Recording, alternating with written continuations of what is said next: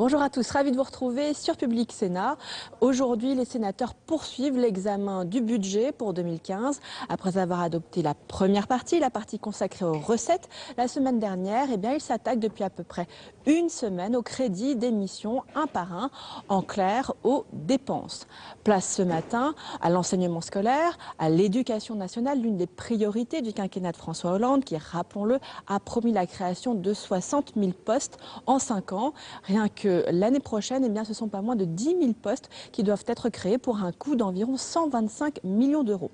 Une politique du chiffre, selon les rapporteurs UMP des commissions des finances et de la culture, Gérard Longuet, Jean-Claude Carle, une politique qui, estiment-ils, va à l'encontre de la réduction des déficits. Ils proposent, eux, à la place, une réduction des dépenses de 165 millions d'euros. Autre sujet qui va être sur la table ce matin, le poids de la réforme des rythmes scolaires sur les collectivités locales. La semaine dernière, lors du congrès des maires de France, Manuel Valls, le Premier ministre, a promis de pérenniser le fonds d'amorçage qui était destiné aux communes. Dans ce cadre, un amendement vient d'ailleurs concrétiser cette promesse. Tout de suite donc, on prend la direction de l'hémicycle. L'ordre du jour appelle la suite de la discussion de projet de loi des finances pour 2015, adopté par l'Assemblée nationale. Le Sénat va examiner les crédits de la mission enseignement scolaire, article 55. La parole est à Monsieur Gérard Longuet, rapporteur spécial de la Commission des finances, pour 10 minutes.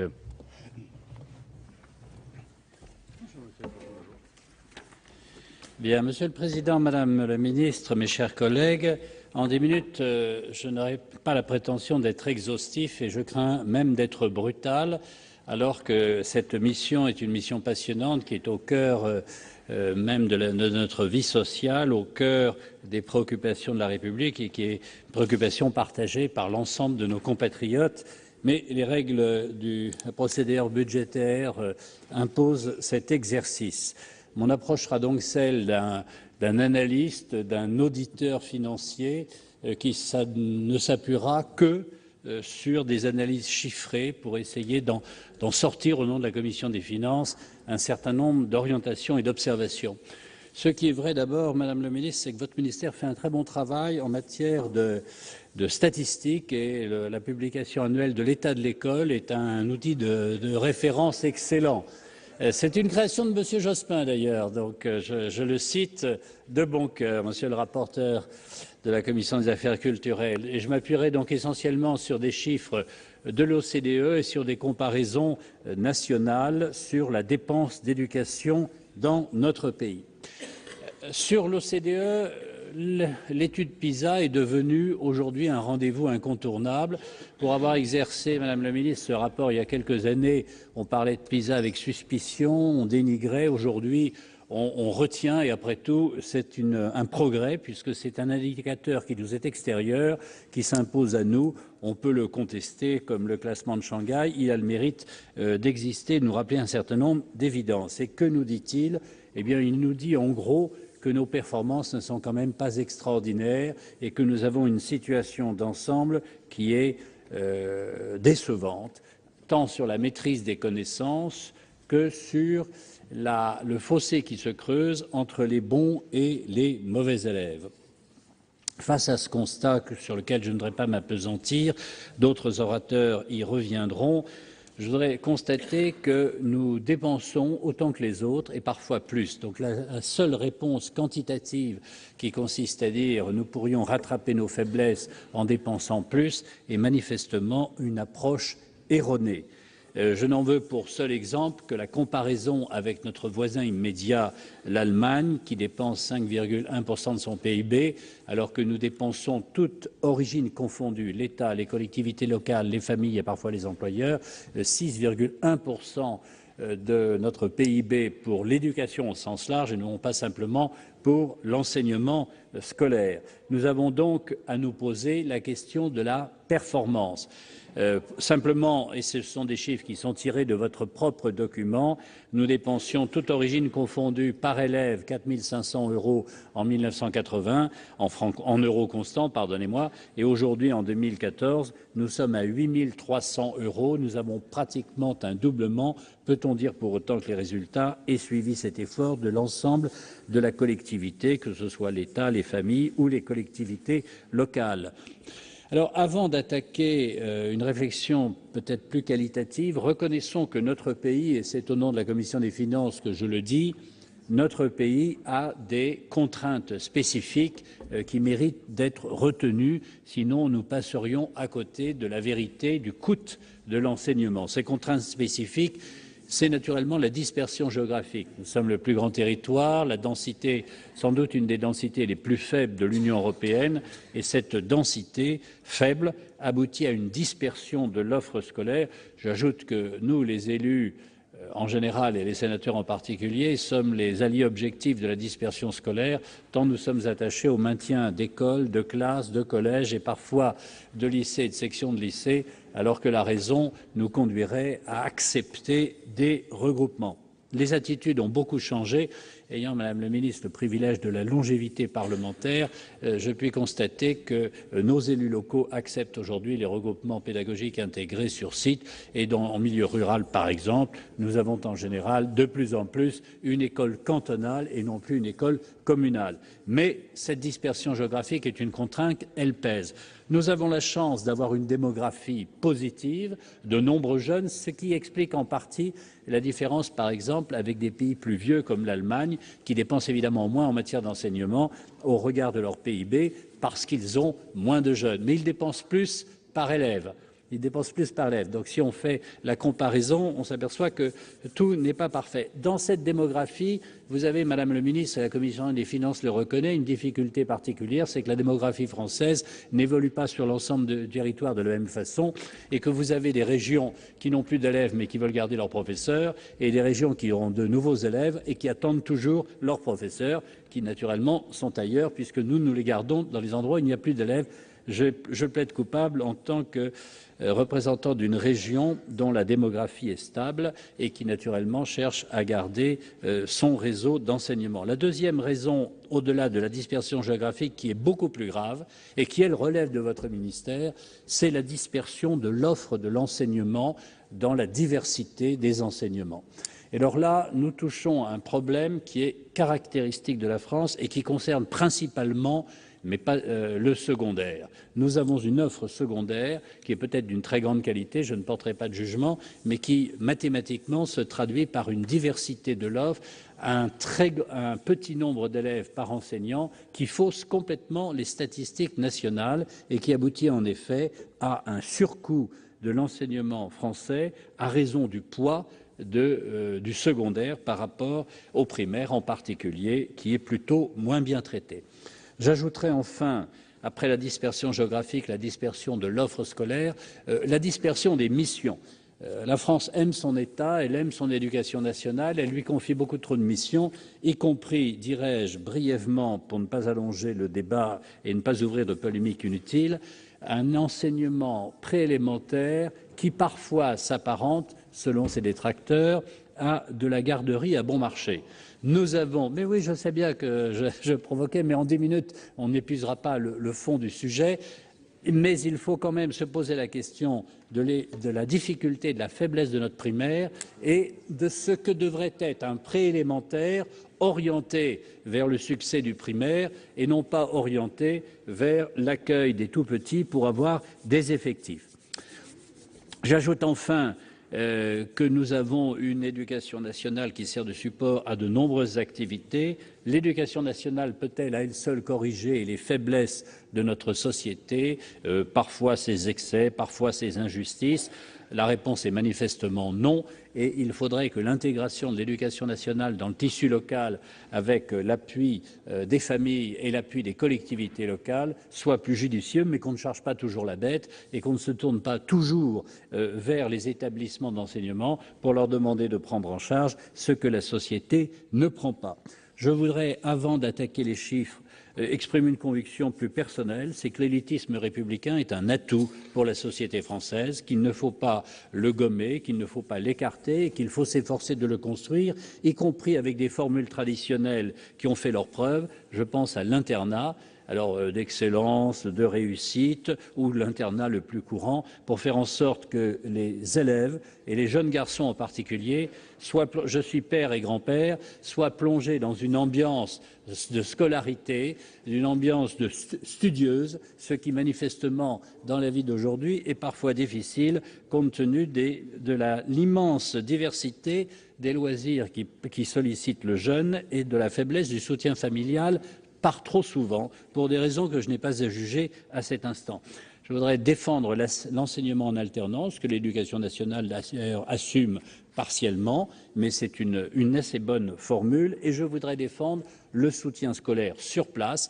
Nous avons été sollicités par de très nombreux élus locaux qui s'étonnent que les activités périscolaires écartent le soutien scolaire ou ne l'acceptent pas, ou semblent parfois même l'évincer. Ce qui est une absurdité. L'école est un lieu où, ben oui, ça coûte cher, je sais bien, mais quand ça existe, pourquoi le décourager et pourquoi l'écarter? Je voudrais enfin, dans ces convictions, et avant d'attaquer les chiffres, je serai d'une grande brièveté pour les chiffres, exprimer une dernière conviction, c'est que l'élément essentiel du soutien et de la réussite scolaire, c'est l'établissement. Et je crois que tout ce qui peut être fait pour donner vie à l'établissement, autonomie à l'établissement, responsabilité au chef d'établissement, qu'il soit primaire, collège ou lycée, sera, Madame le ministre, parfaitement bien vu par notre commission des finances. Alors la commission des finances, sur votre budget même, elle constate que vous avez budgété naturellement des créations d'emplois, sans mettre pour autant en œuvre l'ensemble du programme que le président François Hollande, alors qu'il était candidat, avait annoncé. Apparemment, nous avons une création de 9 600 emplois sur cette année. En réalité, si on se retourne sur les 3 dernières années, mais je n'entrerai pas dans le détail, je n'ai pas le temps, ces effectifs n'ont pas été réunis. Aujourd'hui, le Sénat a une nouvelle majorité. Cette nouvelle majorité estime qu'en ce qui concerne l'enseignement secondaire, il n'est pas nécessaire aujourd'hui de procéder à ces créations nouvelles et qu'il vaut même mieux revenir à la politique précédente, j'imagine que vous ne serez pas d'accord, Madame la Ministre, qui consiste à exercer une pression sur les effectifs de l'enseignement secondaire pour aboutir à une remise en cause d'un certain nombre de défaillances ou de dispersion de moyens de l'enseignement secondaire dans notre pays. Et c'est la raison pour laquelle, en accord avec mon collègue Jean-Claude Carle, rapporteur de la Commission des affaires culturelles, nous proposerons un amendement qui visera à revenir sur la création d'emplois dans le secondaire et à en tenir les conséquences, ce qui aboutirait, Madame le ministre, à une diminution légère, très légère mais réelle, des crédits de votre ministère et qui forme une sorte d'appel à une réponse sur l'idée que vous avez de donner à notre enseignement des chances de succès comparables aux autres pays en optimisant les moyens. Voilà l'intervention et sous réserve de l'adoption de cet amendement, la Commission des finances propose l'adoption des crédits du ministère de l'enseignement scolaire. Merci, mon cher collègue. La parole est à Jean-Claude Carle, rapporteur pour avis de la Commission de la Culture, de l'Éducation et de la Communication. Pour 5 minutes, mon cher collègue. Monsieur le Président, Madame la Ministre, mes chers collègues, je souhaite tout d'abord vous faire part d'un regret, celui de n'avoir que 5 minutes pour m'exprimer en tant que rapporteur pour avis sur un budget de 66,4 milliards, ce qui fait la minute à 11 milliards, mais ce budget qui demeure la première ligne du budget de l'État et surtout le meilleur investissement de la nation. Si je devais juger votre action, Madame la Ministre, à la lumière du montant de votre budget, je ne pourrais que vous féliciter. L'éducation nationale constitue un des rares ministères dont les crédits augmentent, plus de 2,4%, ce qui constitue un effort important dans le contexte actuel. Toutefois, je suis convaincu, je le répète, que la valeur d'un budget ne se mesure pas à l'aune du montant de ses crédits. Depuis près de 20 ans, je soutiens que l'inflation des moyens se révèle sans effet sur la situation de l'école. En effet, le quasi-doublement de la dépense d'éducation depuis 1980 ne s'est pas traduit par une amélioration des résultats des élèves. Au contraire, les évaluations internationales comme PISA font état des résultats moyens obtenus par les jeunes Français, quand d'autres évaluations montrent qu'une part significative d'entre eux ne maîtrisent pas ou mal les savoirs fondamentaux. Plus encore, de tous les pays de l'OCDE, la France est le pays où le déterminisme social est le plus fort. Les Français le savent et le disent. Un récent sondage montre que plus de 2 de nos compatriotes sur 3 considèrent que l'école ne garantit plus l'égalité des chances et 55% d'entre eux pensent qu'elle assure de moins en moins son rôle de promotion sociale. Certes, ne cédons pas au pessimisme, comme vous l'avez dit, Madame la Ministre, mais sachons regarder objectivement et sereinement la situation. Comment accepter aujourd'hui qu'un fils d'ouvrier ait 17 fois moins de chances d'intégrer une grande école qu'un fils de cadre ou d'enseignant? Comment se satisfaire du fait que la première porte que poussera un jeune sur 4 sortant de formation sera celle de Pôle emploi, ni du fait que 150 000 jeunes quittent chaque année le système scolaire sans qualification? Par-delà le coût financier, le décrochage engageant les finances de l'État à hauteur de 30 milliards d'euros chaque année, c'est la cohésion sociale de la nation qui est en jeu. Plutôt que la multiplication des mesures d'affichage et des écrans de fumée, à l'instar des rythmes scolaires, des ABCD de l'égalité, de l'évaluation bienveillante, dont on sait qu'ils n'apporteront aucune réponse de fond aux problèmes du système éducatif, c'est une véritable réforme qualitative dont l'école a besoin aujourd'hui.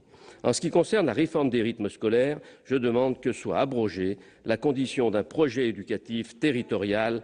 C'est une contrainte inutile qui pénalisera les petites communes. L'Association des maires ruraux s'en est d'ailleurs fait l'écho. Il faut ainsi s'attaquer aux véritables priorités que constituent la maîtrise des fondamentaux, lire, écrire, compter, et la nécessaire revalorisation du métier d'enseignant, notamment dans le primaire. En effet, la maîtrise des fondamentaux dicte en grande partie le destin scolaire de l'élève. L'essentiel se joue entre 4 et 7 ans. Il nous faut ainsi mettre devant les élèves les enseignants les mieux formés et les mieux considérés possibles. Nous savons l'importance de l'effet maître. Qu'en est-il de la formation continue des enseignants, Madame la Ministre? Il s'agit également de revoir l'allocation de moyens de notre système éducatif qui demeure défaillante. Les comparaisons internationales mettent en évidence une sous-dotation importante de l'enseignement primaire, quand nos dépenses en faveur du secondaire sont bien supérieures à la moyenne des pays européens. La priorité au primaire que vous affichez relève, Madame la Ministre, plutôt de la fiction. Elle repose essentiellement sur plus de maîtres que de classes, dont l'efficacité au regard des expérimentations et des précédents à l'étranger est plus que discutable.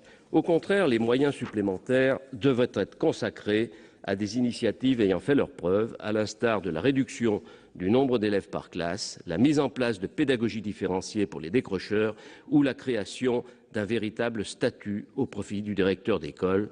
Ces derniers, dont l'effet d'entraînement est avéré, attendent toujours un véritable statut.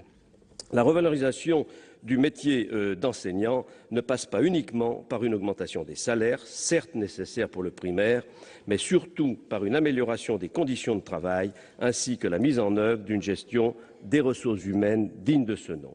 En affectant les moins expérimentés dans les établissements les plus défavorisés, la gestion actuelle accentue les inégalités. Hormis le nécessaire rétablissement de la formation initiale, que je salue, le gouvernement n'a apporté que des modifications superficielles au statut des enseignants, sans engager de réflexion globale sur le métier. Enfin, je souhaiterais dire un mot de la médecine scolaire, qui demeure le parent pauvre du système scolaire. Pour réussir, l'élève doit être bien dans sa tête comme dans son corps. Les personnels de santé scolaire sont confrontés à une crise du recrutement et à une dégradation de leurs conditions de travail. C'est pourquoi je propose un amendement visant à préparer la revalorisation de ces professions. Madame la Ministre, mes chers collègues, j'aurais tant à dire en si peu de temps. L'éducation nationale, premier investissement de la nation, mérite mieux qu'une matinée par an consacrée à ces crédits. Aux côtés du gouvernement, quel qu'il soit, les parlementaires ont leur part de responsabilité et leur rôle à jouer. C'est pourquoi je souhaiterais qu'il y ait lieu au Sénat, chaque année, au mois d'avril, avant les arbitrages budgétaires, un débat d'orientation sur l'éducation nationale. Le Parlement doit se saisir de ce sujet si important pour l'avenir de notre pays et dont le Président de la République a fait une priorité nationale. J'espère que je pourrai, Madame la Ministre, me prévaloir de votre soutien dans cette démarche. La Commission de la Culture et de l'Éducation vous propose donc d'adopter les crédits de l'enseignement scolaire sous réserve de l'adoption des amendements. Je vous remercie. Merci, mon cher collègue. La parole est à Madame Françoise Férat, rapporteure pour avis de la Commission de la Culture, de l'Éducation et de la Communication. Pour 5 minutes, ma chère collègue. Monsieur le Président, Madame la Ministre, mes chers collègues, j'ai l'honneur de rapporter le budget de l'enseignement agricole au nom de la Commission de la Culture pour la 14e année consécutive. Vous savez également que j'ai toujours eu à cœur de conserver un regard lucide et impartial sur les budgets et les textes qui y ont trait. Je ne vous surprendrai pas en annonçant qu'il s'agit là d'un budget favorable, du moins en apparence. Les crédits du programme augmentent de 2,6% par rapport à la loi de finances pour 2014. 140 postes d'enseignants et 25 auxiliaires de vie scolaire seront créés. Dans le contexte actuel, il pourrait s'agir d'un effort appréciable. Je relève également un effort notable en matière d'accompagnement des élèves handicapés, dont les crédits dédiés augmentent de 17%. Ce budget s'inscrit également dans le respect des protocoles d'accord conclus en 2013 avec les établissements privés du temps plein et du rythme approprié. Toutefois, mes chers collègues, derrière cette hausse apparente des crédits, se fait jour une fragilisation croissante de la situation des établissements ainsi que de l'enseignement agricole dans son ensemble. En effet, s'il est juste que l'enseignement agricole participe à sa mesure aux efforts de maîtrise de la dépense publique, il n'est pas acceptable que cela passe par la mise à la charge des établissements de dépenses relevant normalement de l'État.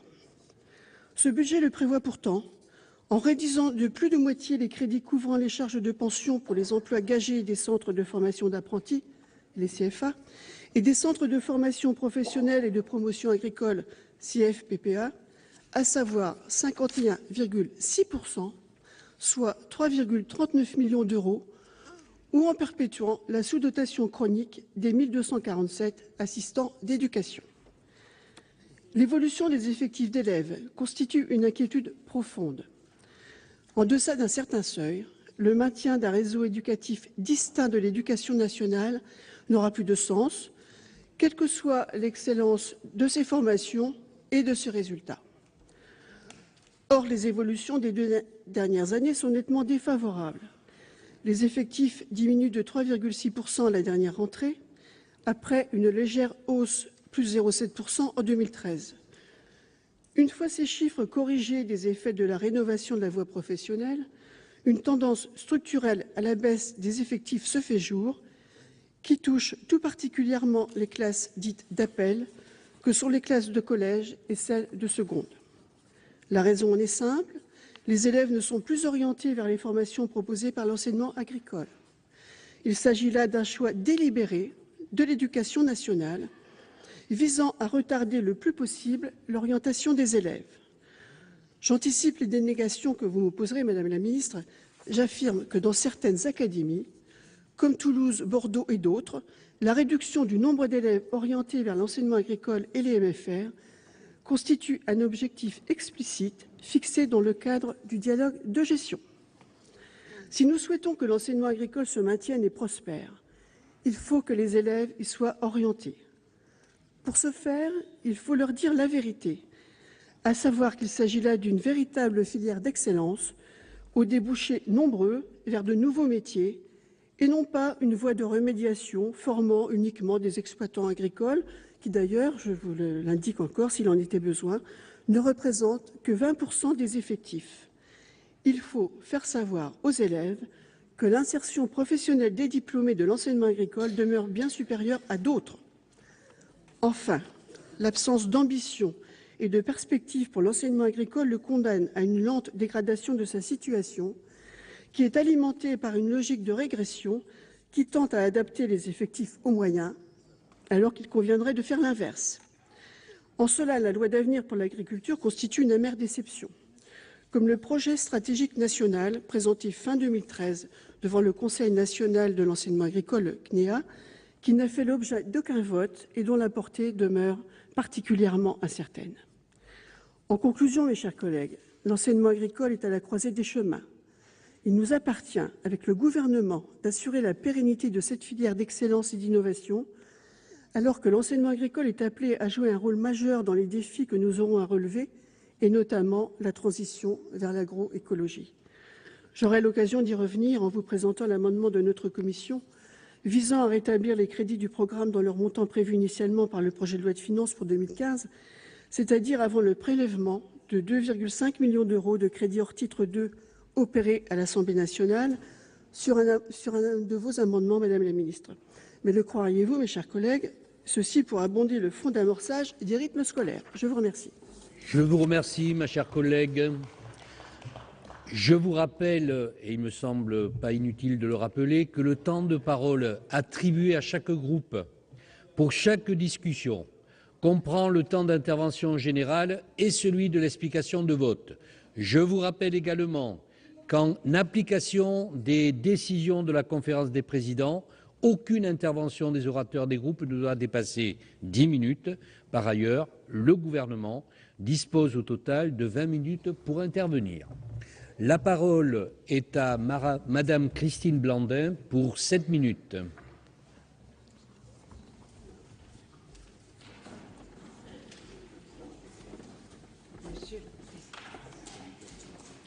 Monsieur le Président, Madame la Ministre, chers collègues, le premier budget de la Nation en hausse traduit la priorité donnée à l'éducation et met en œuvre les choix ambitieux qui ont été faits lors de la loi de refondation de l'école de la République.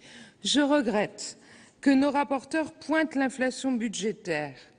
Eux qui ont appartenu à une majorité qui a multiplié les réformes, parfois sans passer devant le Parlement, sans aucune évaluation, supprimer des postes à tour de bras, cautionner la catastrophique réforme de la masterisation dont nous avons hérité, qui a laissé une école sinistrée, compromettant l'avenir de certains enfants. Écoutez, quand on fait de la casse, il y a des coûts de réparation. Et quand on a une ambition comme notre loi, il y a un prix. Il me semble utile de rappeler que la masterisation a eu pour conséquence, entre autres, l'affectation de stagiaires désemparés dans des établissements relevant de l'éducation prioritaire ou dans plusieurs établissements à la fois, parfois 3 établissements. La majorité de ces enseignants découvraient tardivement leur affectation sur des créneaux horaires dont ne voulaient pas les autres professeurs. Ce constat, c'est la Cour des comptes qui l'a dressé dans le rapport public de 2012. Le redressement en cours, grâce à l'adoption de la loi de refondation à laquelle le Sénat a apporté une contribution significative, a permis une véritable amélioration en termes de postes et de formation, avec la mise en place des SP, le plus de maîtres que de classes, l'accueil des plus petits, l'accompagnement du handicap ou encore le maintien de petites écoles rurales qui, n'en déplaise à nos rapporteurs, cela nécessite des moyens financiers. Il reste encore des tensions de terrain qui appellent des efforts pour l'éducation prioritaire. Le plus de maîtres que de classes est indispensable pour dégager des temps collectifs différenciés ou de concertation. Pour ces raisons, les écologistes sont en accord avec ce budget en augmentation de 2,4 %. Madame la Ministre, votre dernière annonce le 21 novembre à Lens était le plan d'action Tous mobilisés contre le décrochage scolaire, doté de 50 millions d'euros supplémentaires en hausse de 7 %, avec, d'ici 2020, un objectif de 300 millions. Je me réjouis de ce plan ambitieux afin qu'il donne à certains de nos jeunes décrochés une nouvelle chance de qualification. Mais la réussite de l'école repose aussi, Madame la Ministre, sur votre vigilance à ce que la richesse de la loi de refondation de l'école ne s'étiole pas dans l'oubli des uns ou la mauvaise volonté des autres. L'école inclusive est l'affaire de tous.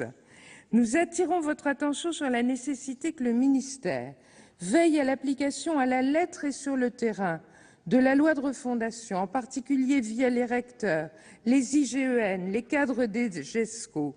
Ce n'est pas parce que l'université est autonome qu'elle est dispensée d'appliquer la loi.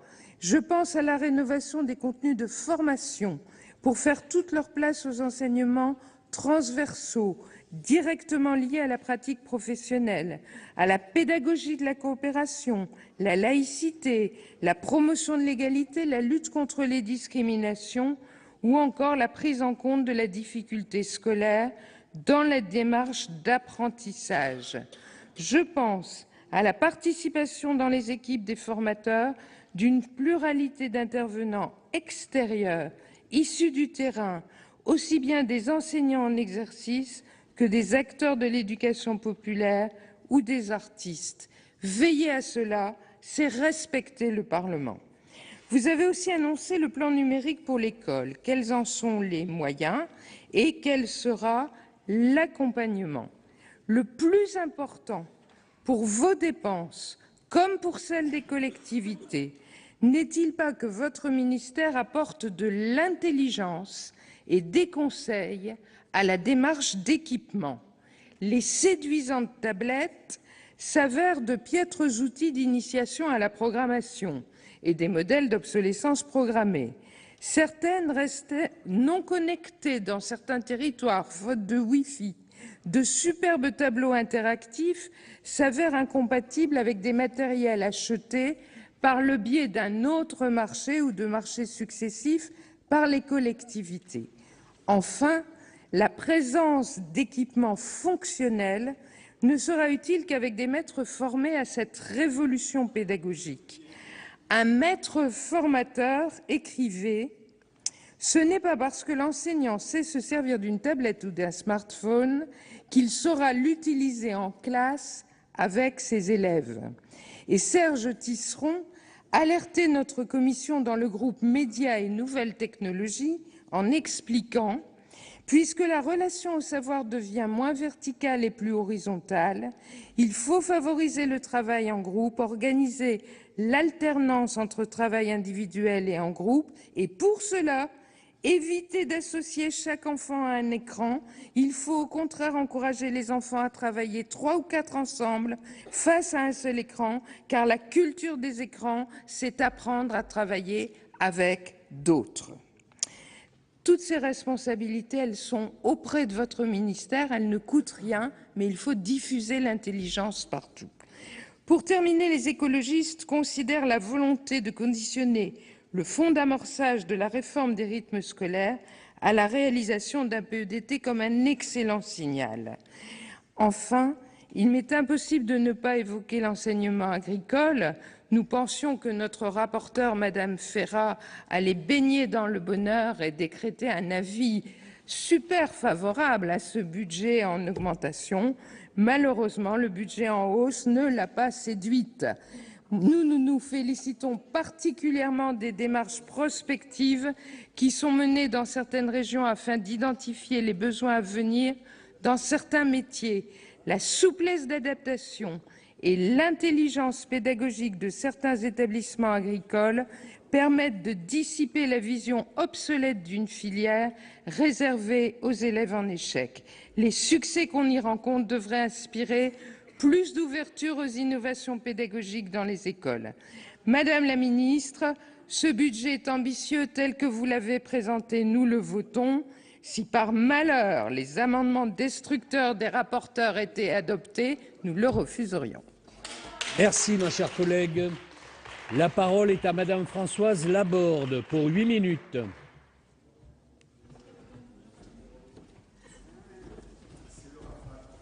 Salut. Monsieur le Président, Madame la Ministre, mes chers collègues, l'école se trouve dans une situation de crise majeure. 20% des élèves de 15 ans ne maîtrisent pas les connaissances de base en mathématiques et en français et 150 000 élèves sont abandonnés chaque année en situation d'échec. S'ajoute à cela, comme en atteste le dernier rapport PISA, que loin de parvenir à réduire les inégalités sociales, le système éducatif français les accentue. Aussi, la réussite scolaire des élèves n'a jamais été aussi étroitement corrélée à leur origine sociale. Quel triste désaveu pour l'école de la République qui se veut à l'origine être un facteur d'émancipation et d'ascension sociale. Tel est le bilan de 10 années de politique de casse des services publics, dont celui de l'éducation nationale, sacrifié sur l'autel de la soi-disant rationalisation de l'action publique défendue par l'ancienne majorité. La qualité de notre service public d'éducation est pourtant déterminante pour donner à notre pays la capacité et les moyens de relever les défis de la lutte contre le chômage, notamment chez les jeunes, la réduction des inégalités sociales, la restauration de la cohésion nationale au travers de l'apprentissage de la citoyenneté et des valeurs de la République. Dès 2012, le gouvernement s'est attaché à redonner durablement à l'école les moyens de remplir sa mission. Et Madame la Ministre, nous constatons avec satisfaction que pour la 3e année consécutive, la priorité donnée à l'enseignement scolaire se traduit dans la politique budgétaire du gouvernement.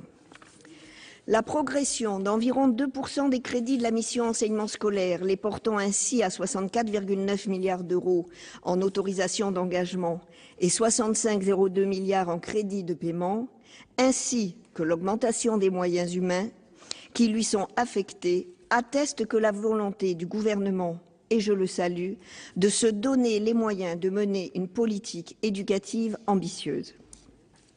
Dans le temps imparti, je vais m'intéresser à 3 points, et tout d'abord la formation des enseignants.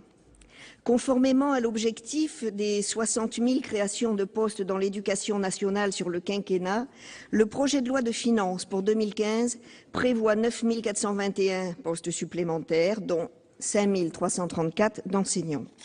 L'amélioration de l'encadrement des élèves est une condition essentielle pour refonder une école permettant la réussite de tous. Pour autant, et sans surprise, l'actuelle majorité sénatoriale y est opposée. D'ailleurs, est-il utile de rappeler que sous le précédent quinquennat, cette même majorité avait supprimé pas moins de 80 000 postes dans l'éducation nationale. Par ailleurs, au détriment de la réussite scolaire des élèves, la formation professionnelle des enseignants avait été purement et simplement supprimée. Là encore, sous couvert d'économie, alors que les dépenses d'éducation, dépenses d'avenir, s'accroissent partout dans le monde. La loi pour la refondation de l'école de juillet 2013 est heureusement revenue sur cette aberration en créant les écoles supérieures et de l'éducation. Celle-ci assure une formation initiale et continue de qualité pour les personnels de l'enseignement et de l'éducation qui comprennent aussi bien des enseignements théoriques et pratiques que l'acquisition des compétences professionnelles, en particulier au travers de stages et de l'intervention de professionnels exerçant dans le milieu scolaire et éducatif. Un autre point important de la réussite éducative et qui me tient à cœur, l'orientation. La loi pour la refondation de l'école a également été l'occasion de repenser notre système d'éducation et d'orientation afin de favoriser les parcours choisis et construits. Il est en effet primordial que chaque élève puisse se voir proposer, et ce à chaque étape de sa scolarité, dès son plus jeune âge, un parcours individuel d'information, d'orientation et de découverte du monde professionnel. Aujourd'hui, en fin de 3e, 65% des élèves sont envoyés en seconde générale et technologique et 32% en seconde professionnelle ou CAP. De plus, les décisions d'orientation ne sont pas à l'abri des inégalités sociales.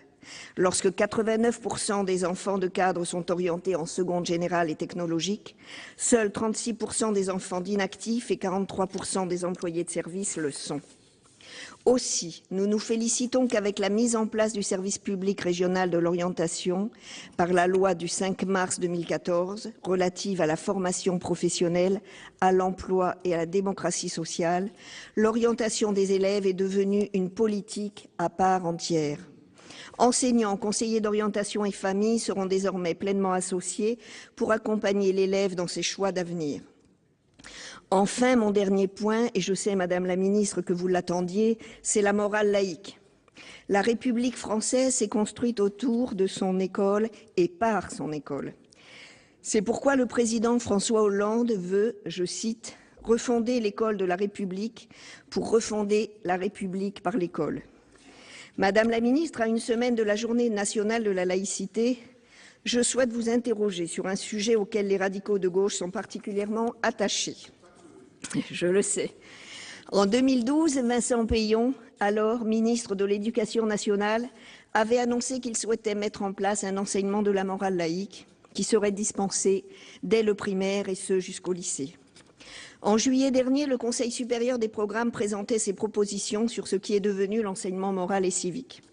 Cet enseignement constituera une matière à part entière qui sera dispensée à raison d'1 heure par semaine de l'école au lycée et évaluée dès la rentrée 2015. Or, Madame la Ministre, je regrette que sur les 7 points développés dans le programme, le terme laïque n'apparaisse qu'une seule fois. Aussi, je vous remercie de bien vouloir nous donner des précisions sur les origines d'un tel changement d'orientation et sur la manière dont vous comptez poursuivre l'action. Vous comprendrez mon inquiétude. Comment gérer l'enseignement religieux en Alsace-Moselle avec l'enseignement moral et civique? Mon choix est fait et j'espère que ce sera le vôtre. De même, l'enseignement du fait religieux, dont parle un certain rapport sénatorial récent que j'ai un peu de mal à digérer, devrait être vu avec attention et en intégrant ce qui doit être dit ou appris dans l'enseignement moral et civique. Notre école publique doit rester laïque, garante des valeurs de la République et lieu protégeant tous les enfants, quelle que soit leur origine et leur religion. Madame la Ministre, mes chers collègues, le groupe RDSE constate avec satisfaction que le gouvernement, malgré un contexte budgétaire contraint, mobilise les moyens financiers et humains nécessaires à faire de l'école de la République un puissant moyen d'émancipation sociale et d'apprentissage du vivre ensemble. C'est pourquoi nous voterons les crédits de cette mission, sous les mêmes réserves que ma collègue Marie-Christine Blandet, en espérant que les amendements ne changeront pas le fond de cette mission. Je vous remercie. Merci, ma chère collègue. La parole est à Monsieur Jacques-Bernard Magnier pour 7 minutes, mon cher collègue.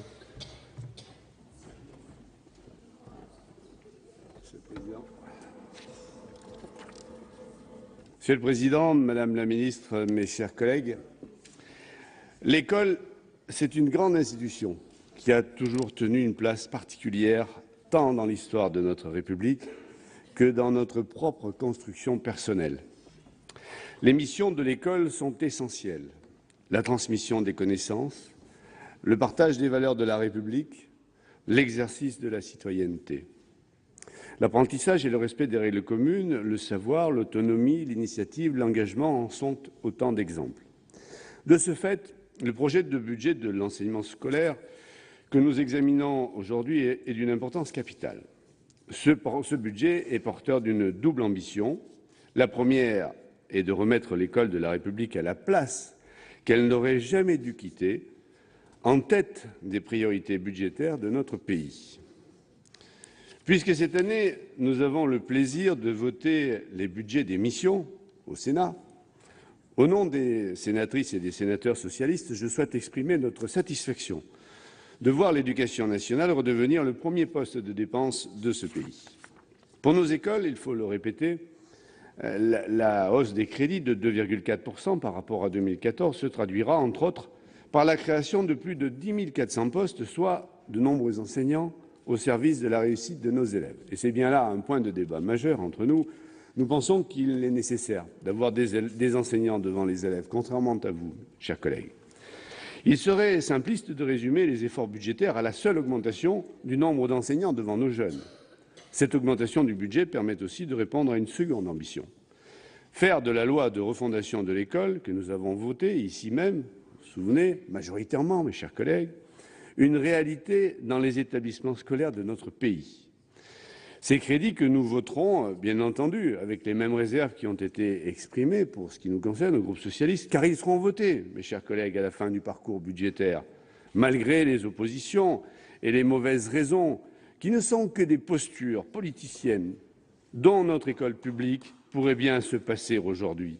Ces crédits, donc, permettront aussi de poursuivre la réforme de la formation initiale des enseignants via des nouvelles écoles supérieures du professorat et de l'éducation et continuer de donner la priorité au premier degré. En ce sens, je me permets d'illustrer mon propos en insistant sur l'évolution constatée en matière de création des postes de titulaires. Le nombre de postes ouverts par session de concours de professeurs des écoles dans le second degré passe de 10 932 en 2013 à 12 919 en 2015, c'est-à-dire une hausse des effectifs de plus de 15 %. Dans le même temps, les concours dans le premier degré ouvrent 11 728 postes pour la session de 2015, en lieu et place des 8 413 postes en 2013, ce qui signifie un renforcement des effectifs de plus de 28 %. Par ailleurs, les inscriptions des étudiants sont à la hausse, on le constate, dans tous les secteurs, pour ces concours qui sont désormais en adéquation avec les besoins marqués un peu partout dans notre pays. Dans le premier degré, le nombre d'étudiants inscrits aux divers concours a progressé de 72 % entre 2013 et 2015. Et nous constatons une augmentation particulière dans les académies où les besoins sont les plus forts, comme dans l'académie de Créteil, souvent prise en exemple à cette tribune, avec 1 000 candidats supplémentaires en 2015. Dans le second degré, les inscriptions au concours ont progressé de 16,5 % entre 2013 et 2015. Remarquons, là encore, un fort accroissement dans les disciplines dites déficitaires. Souvenez-vous, mes chers collègues, on ne trouvait plus de professeurs, notamment pour les mathématiques. Eh bien, les mathématiques enregistrent une hausse de près de 50 % d'inscriptions au concours. Ces chiffres, très encourageants, démontrent que la politique ambitieuse portée par le gouvernement pour l'éducation nationale, doublée de la modernisation des métiers de l'enseignement, est remarquablement comprise et soutenue par les étudiants. Enfin, ce métier est en train de retrouver l'attractivité qu'il avait autrefois et qu'il avait perdue malheureusement dans les dernières années. Ce budget comporte aussi des assurances budgétaires pour l'accompagnement des rythmes scolaires.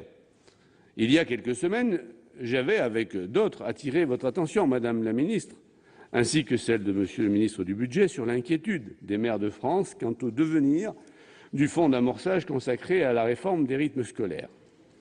Effectivement, une de nos premières préoccupations était que la réforme des rythmes scolaires soit pérennisée et que sa réussite se confirme. À cet effet, il fallait accompagner les communes, et pas seulement celles qui bénéficient de la dotation de solidarité urbaine cible, de la dotation rurale cible ou appartenant à des départements d'outre-mer. Il fallait accompagner toutes les communes qui ont la chance, et j'espère que ça reste une fierté aujourd'hui encore d'avoir une ou plusieurs écoles sur son territoire pour les communes. Toutes ces communes seront désormais concernées par le soutien de l'État. Ainsi, les députés du groupe SRC à l'Assemblée nationale ont déposé un amendement visant à rétablir le bénéfice de l'aide forfaitaire de base à l'ensemble des communes, tout en le conditionnant à l'établissement d'un projet éducatif territorial, ce qui est bien le moins pour structurer ces fameuses activités qui aujourd'hui se déroulent dans nos 22 000 communes de France qui ont une école, ou plusieurs. Nous nous félicitons de l'adoption de cet amendement avec le soutien du gouvernement. Nous le voterons ici aussi, bien entendu, Madame la Ministre. Ainsi, Madame la Ministre, je voudrais vous faire part d'une double satisfaction. D'une part, celle pour les parlementaires d'avoir été entendus, malgré les dires de l'opposition, au sujet du soutien aux communes pour la mise en place de cet accueil périscolaire. Et d'autre part, celle de voir notre engagement confirmé de vouloir redonner à notre école les moyens de remplir ses missions au service de la jeunesse, missions qui ont été réaffirmées et renforcées dans la loi de refondation de l'école de la République.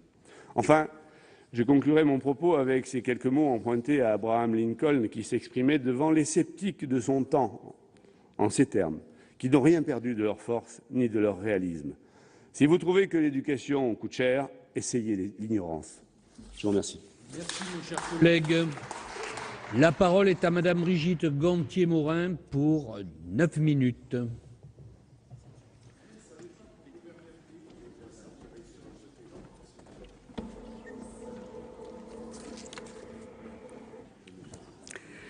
Monsieur le Président, Madame la Ministre, mes chers collègues, ce projet de loi de finances 2015 a, je ne vous le cache pas, un goût amer.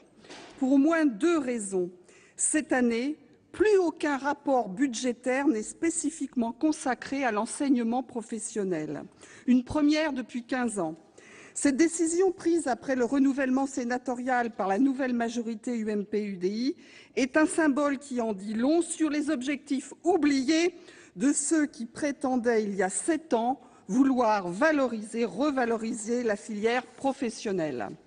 Pas un mot sur cette filière qui, en 2013, représentait 27% des bacheliers français, alors même que s'annonçait cette année pour eux l'épreuve de vérité en termes de poursuite d'études, un des objectifs affichés par les promoteurs de la réforme du bac pro en 3 ans, et que les nouveaux pouvoirs des régions sur la carte des formations auraient nécessité notre expertise. Je tenais à le dire en préambule pour continuer à défendre cet enseignement pour lequel j'ai eu l'honneur d'être rapporteur pour avis pour notre commission 7 ans durant, au gré des changements de présidence. La deuxième raison concerne la crise de recrutement des enseignants, une crise du vivier qui persiste. Je souhaite ainsi poursuivre le dialogue que nous avons ébauché sur ce sujet, Madame la Ministre, il y a 3 semaines lors de ma question d'actualité.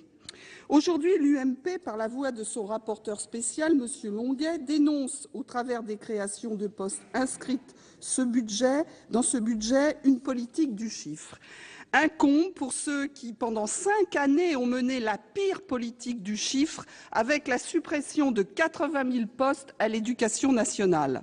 L'amendement que M. Longuet défendra au nom de la Commission des finances vise à revenir sur les créations de postes de stagiaires et à diminuer le nombre de remplacements dans le second degré en minorant de 160 millions d'euros les crédits de la mission pour 2015. Un mauvais remake de la période d'Arcos-Châtel. Pourtant, la crise de recrutement est aujourd'hui incontestable. En 2013, 10 959 ETPT inscrits en loi de finances n'avaient pas été consommés. 2 raisons principales recoupant le diagnostic que j'avais établi dès 2011 à l'issue des travaux de la mission d'information sur le métier d'enseignant. Les concours de recrutement ne font pas le plein, tout comme les postes de stagiaires et de contractuels. Quant au nombre de sorties, il a été en 2013 plus important que prévu, sauf pour les départs en retraite, plus faibles qu'attendus. Le premier degré, que certains pensaient à l'abri, connaît aussi des problèmes pour recruter. Et si l'Académie de Créteil est particulièrement touchée, elle n'est pas la seule.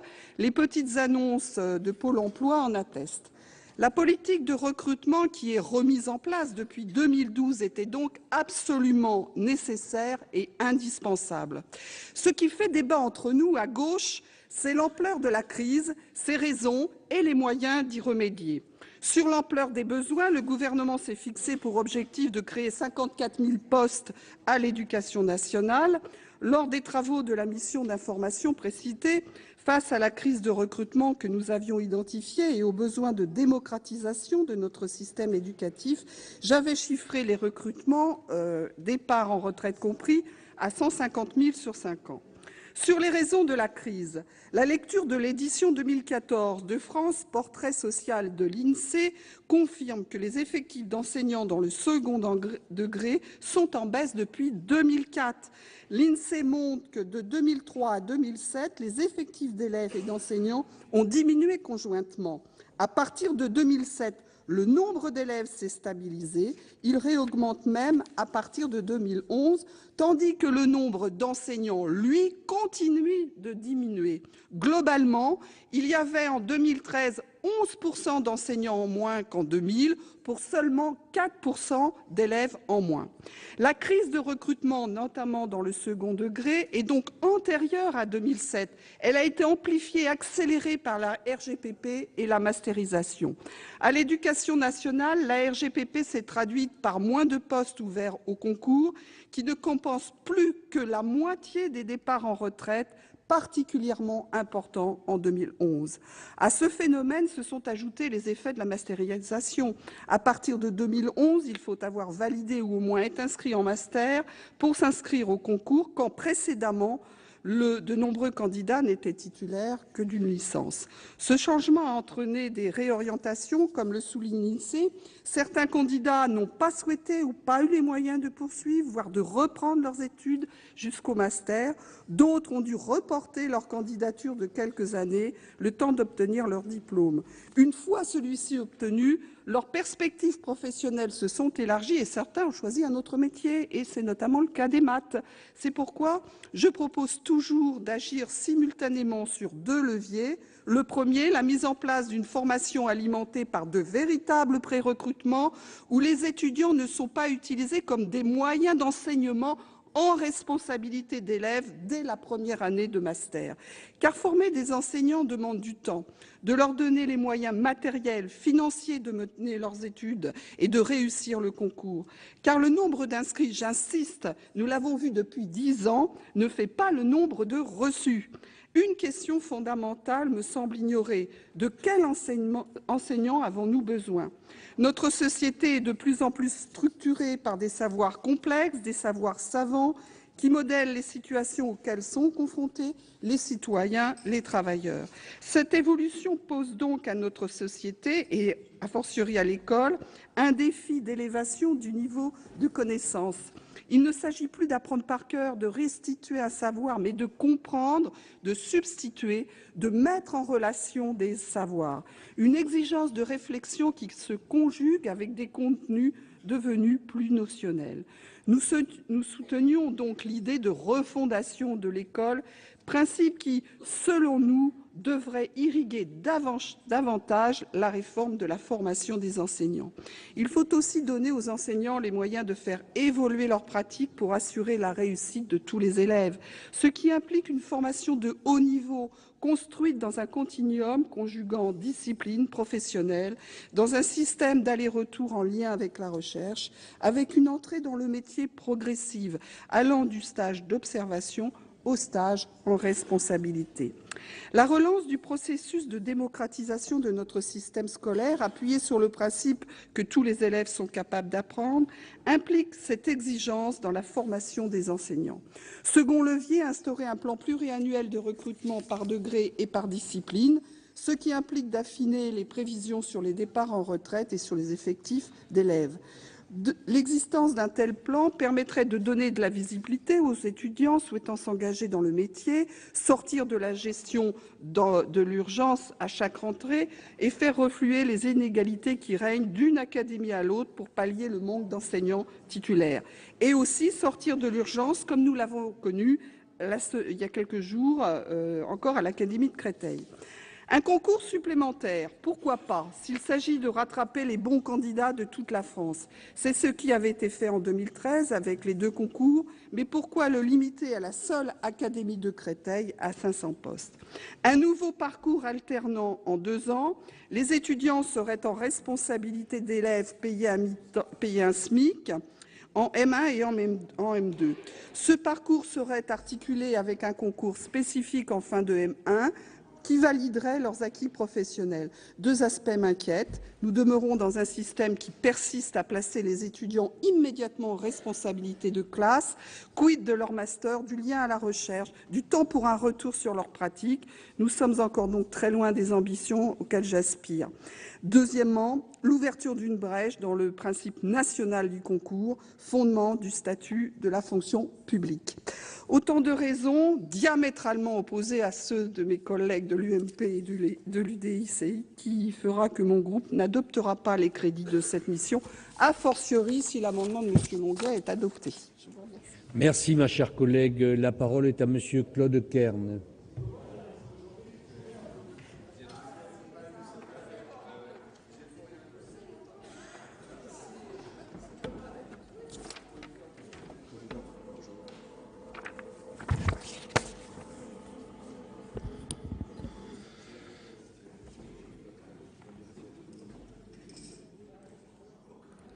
Monsieur le Président, Madame la Ministre, mes chers collègues, les orateurs qui m'ont précédé l'ont rappelé avec force, nous examinons ici un budget important, celui de la mission éducative de l'État, qui doit répondre à notre ambition partagée de réussite de tous les enfants de la République.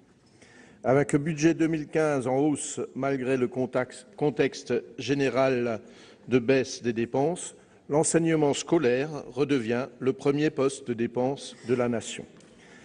En tant qu'enseignant de formation et de profession, je ne peux que me réjouir de cette marque d'un engagement politique.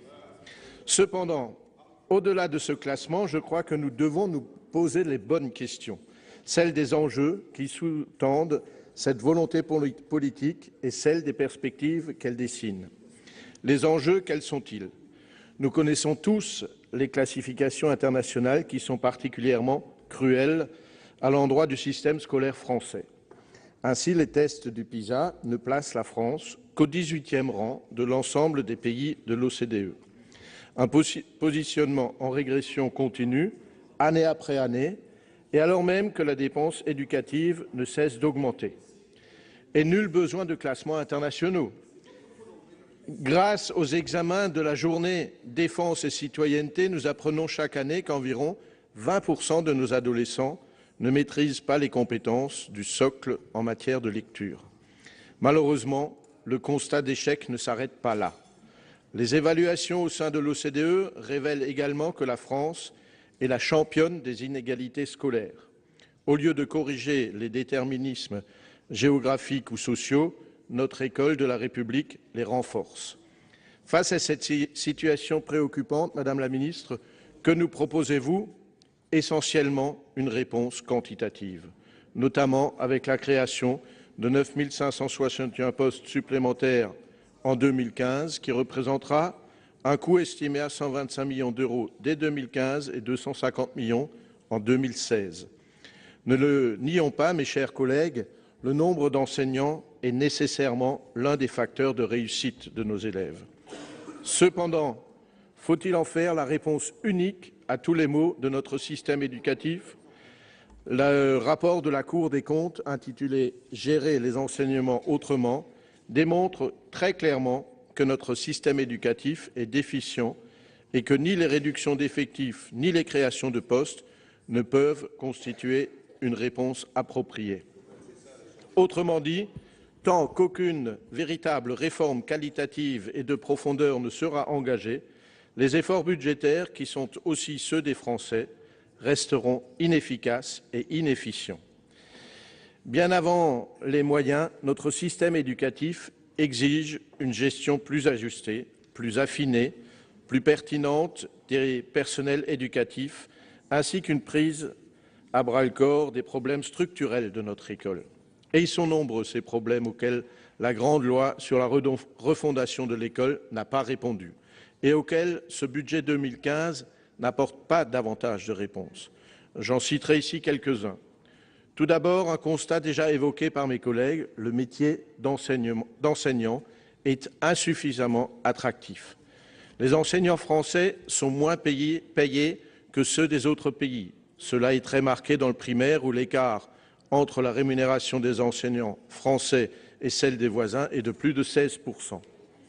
Cet écart doit d'autant plus nous interroger que les études démontrent que les systèmes performants sont aussi ceux qui offrent des salaires élevés à leurs enseignants. Et force est de constater que la vocation ne suffit pas. Outre la problématique de la rémunération, il reste à améliorer les conditions de travail ou encore le regard de la société sur la profession, car les enseignants français sont en mal d'amour, disons-le. Par ailleurs, et notre rapporteur pour avis de la Commission de la Culture, Jean-Claude Carle, l'a très bien exprimé en rappelant l'importance de l'effet maître. Or, à quoi sert-il d'ouvrir des postes si on ne peut les pourvoir avec des candidats de qualité? Madame la Ministre, il ne s'agit pas seulement d'un problème de formation. Une vraie revalorisation s'impose à la fois sur les plans financier et sociétal. Autre problème structurel de notre école de la République, la dévalorisation généralisée des filières technologiques ou professionnelles qui limite fortement le développement de l'enseignement professionnel et de l'apprentissage. Il faut en finir avec cette vision archaïque et dépasser de la professionnalisation systématiquement dénigrée. Ces filières ne sont en aucune façon des voies de garage qui seraient réservées aux cancres. De plus en plus de voix s'élèvent contre ce modèle de la scolarité qui privilégie la voie prétendue royale de l'enseignement général. Cependant, cette représentation véhiculée par notre société à l'origine de la désaffection des activités manuelles a gangréné le système lui-même. Aujourd'hui, l'orientation toujours plus tardive des élèves pour les maintenir dans la voie générale induit une spécialisation elle-même plus tardive au détriment de l'élève et de l'entreprise.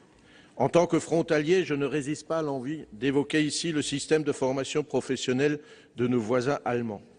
En Allemagne, la formation professionnelle initiale est organisée principalement sous forme d'apprentissage, appelé système dual, puisqu'elle se déroule sur 2 lieux de formation, l'entreprise et l'école professionnelle. Dans ce système qui a fait ses preuves en termes de qualification et d'insertion des jeunes, le contenu de la formation relève des Länder et des partenaires économiques et sociaux. Par ailleurs, pour avoir moi-même exercé parallèlement dans un lycée technique et en entreprise, je sais que les acteurs économiques sont désireux de prendre une vraie place dans les dispositifs d'orientation et de développement des formations professionnelles.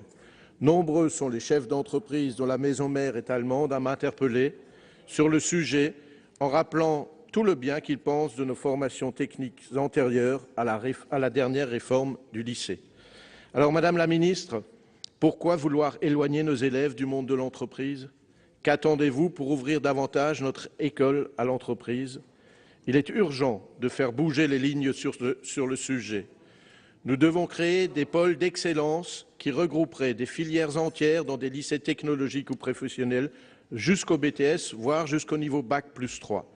Ayons de l'ambition pour nos enfants, créons de vrais lycées des métiers. Pourtant, je ne crois pas que vous manquez d'ambition pour notre école de la République, Madame la Ministre, car il y a de bonnes orientations dans la loi sur la refondation de l'école et dans ce budget, reconnaissons-le tout de même, mes chers collègues. Quelles sont-elles?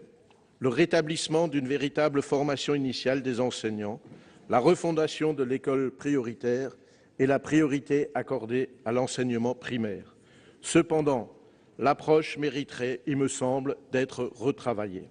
À titre d'exemple, le dispositif « plus de maîtres que de classes dans l'enseignement primaire » est une bonne initiative, mais nous devons être attentifs à ses effets pervers et assurer un bon accompagnement des enseignants. La réduction du nombre d'élèves par classe ne serait-elle pas une réponse plus appropriée? Je pourrais soulever ici d'autres sujets d'interrogation, notamment celui du statut des directeurs d'école ou encore du taux de remplacement en baisse constante, mais le temps risquerait de me manquer. Je n'évoque pas non plus les crédits de l'enseignement agricole brillamment rapportés pour avis par notre collègue Françoise Férat, qui porte très clairement la voix du groupe UDI-UC sur ce sujet. Messieurs les rapporteurs, je ne vous oublie pas et je salue également la qualité de vos travaux, bien entendu. Mais je veux terminer mon intervention par une question qui préoccupe tous les élus, mais aussi les parents, et qui ne vous surprendra pas, Madame la Ministre, la question du rythme scolaire. Dans sa version initiale, l'article 55 du projet de loi de finances pour 2015 prévoyait une prorogation du fonds d'amorçage pour la seule année scolaire 2015-2016. Depuis la présentation du projet de loi, la mobilisation des élus a porté ses fruits puisque le Premier ministre a annoncé à l'occasion du Congrès des maires la semaine dernière la pérennisation de cette aide. C'est une bonne nouvelle et je tiens à saluer le pas que vous avez bien voulu faire, Madame la Ministre. Cependant, 2 problèmes majeurs restent irrésolus, à mon sens. Le premier est lié à la conditionnalité de l'aide soumise à l'élaboration d'un projet éducatif territorial. Si votre souci est compréhensible, Madame la Ministre, avez-vous pensé à ces nombreuses communes rurales qui n'ont ni les moyens humains ni les moyens matériels d'élaborer un tel document? Quel soutien pourront-elles attendre de la part de l'État? Et ce n'est pas une légende.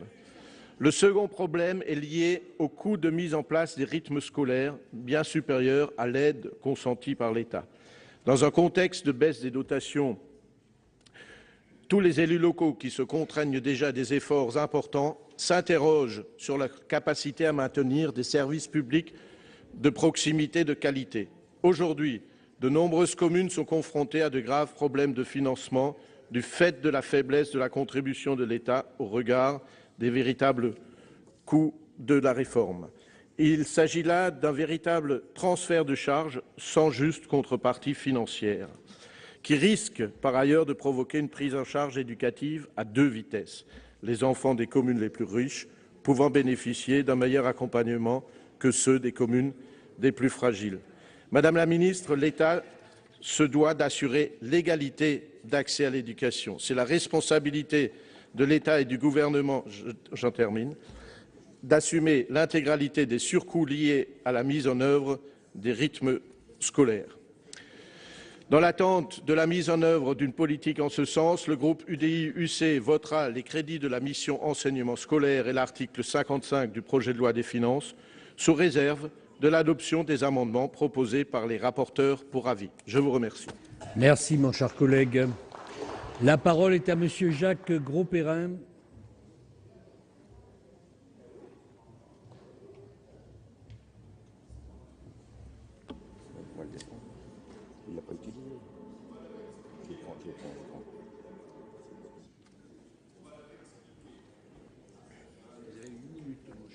Oui, bonjour.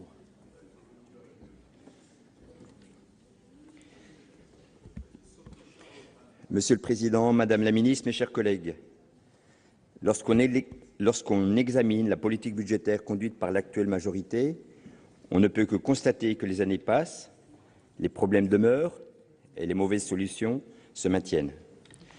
La mission enseignement scolaire représente dans le présent projet de budget 66,4 milliards d'euros. C'est le premier budget de l'État et il ne cesse de croître. Pourtant, c'est un sévère constat qui doit être dressé. L'école de la République n'atteint plus ses objectifs. Elle peine à compenser les inégalités sociales et territoriales. Elle échoue littéralement dans la lutte contre le décrochage. 130 à 150 000 élèves, à ce jour, décrocheurs dans notre système. La question qu'on devrait se poser, ça serait peut-être plus faire en sorte de réfléchir sur le fait qu'ils ne décrochent pas et non pas simplement mettre un futur plan de repérage, certainement intéressant, mais pas simplement suffisant. 40% des élèves sont en difficulté. On sait qu'à ce jour, à l'entrée en sixième, 40% des élèves ne maîtrisent pas les fonctions fondamentales, en tout cas les savoirs fondamentaux que l'école doit leur donner. Le redoublement est encore trop important. Même s'il y a une réflexion très forte vis-à-vis du redoublement, on peut s'interroger aussi sur cet effet. Et on sait très bien que redoubler ne permet pas toujours de mieux réussir. Comment inverser la tendance ? Comment le gouvernement entend-il remédier à l'abaissement constant du niveau des élèves? Comment espère-t-il retrouver ce formidable ascenseur social qu'était l'école de la République? J'ai entendu tout à l'heure souvent des propos après la pluie et le beau temps, c'était la comtesse de Ségur, j'ai l'impression que rien n'a été fait auparavant et que désormais, nous sommes dans un jour nouveau, tout fonctionne bien, les crédits sont là, les résultats sont là. Or, ce n'est pas ça. Votre seule réponse, à ce jour, c'est par l'augmentation du nombre d'enseignants, véritable totem auquel s'accroche une majorité, peut-être en manque d'imagination et de perspective, et aussi, peut-être, de courage politique. On sait qu'à ce jour, un calcul a été fait, vous voulez créer plus d'enseignants. Pourquoi pas plus d'enseignants? Si on savait si le fonctionnement de plus d'enseignants ou le fait de mettre plus d'enseignants permettait de mieux réussir l'école, nous serions d'accord avec vous. Certains ont calculé qu'en augmentant, mais il faudra peut-être du courage, en augmentant, et c'est une question de 2 heures, le volume horaire, en tout cas des enseignants, par semaine, ça permettrait la création de 45 000 postes sans augmentation financière impactant le budget. Qu'on en juge, 93% du budget de la somme considérable de ces 66,4 milliards d'euros sont affectés aux dépenses de personnel. Elles absorbent donc la quasi-intégralité du budget. Mais, comme je le disais, votre gouvernement souhaite encore plus d'enseignants. On se souvient de cette promesse, tous, de M. Hollande et Peillon d'en embaucher 60 000. Cette année, ce sont 9 421 postes équivalents temps plein qui seront ainsi créés en exécution de l'objectif de création des 54 000 postes fixé par la loi du 8 juillet 2013. La logique qui est à l'œuvre est celle de toujours plus de moyens, toujours plus d'enseignants, alors que l'Europe nous surveille sur nos dépenses. Si l'accroissement des moyens humains était la bonne solution, nous ne pourrions qu'applaudir et vous suivre dans cette démarche. Malheureusement, cette logique ne fonctionne pas. Année par année, les études PISA NAEP, la Cour des comptes nous montrent, nous prouvent et nous permettent de constater avec des effets dommageables que la dégradation de la qualité du système éducatif français est la piètre efficacité de notre politique éducative, que l'on peut partager, que l'on peut comprendre depuis de nombreuses années avec quelques difficultés dont nous avons une responsabilité parfois partagée. Or, nous savons très bien, et il y a un cabinet, le cabinet McKinsey, qui montre que ce n'est pas de mettre plus d'enseignants qui permettra d'avoir des meilleurs résultats, mais c'est de s'interroger sur d'autres facteurs, c'est de faire en sorte que recruter les meilleurs enseignants, recruter les meilleurs étudiants pour faire de bons enseignants, il faudra peut-être les payer un peu plus. On l'avait fait, on l'avait favorisé avec Luc Châtel à une certaine époque, en 2011, une augmentation dans l'entrée du métier. C'est aussi s'interroger sur ce qui se passe dans la classe, mais c'est vrai que c'est le sacro-saint domaine pédagogique des enseignants sur lequel on ne peut pas aller. Et c'est vrai que c'est parfois difficile de le faire. On peut s'interroger aussi sur le renforcement des méthodes sur le terrain et réfléchir sur un autre mode de concours.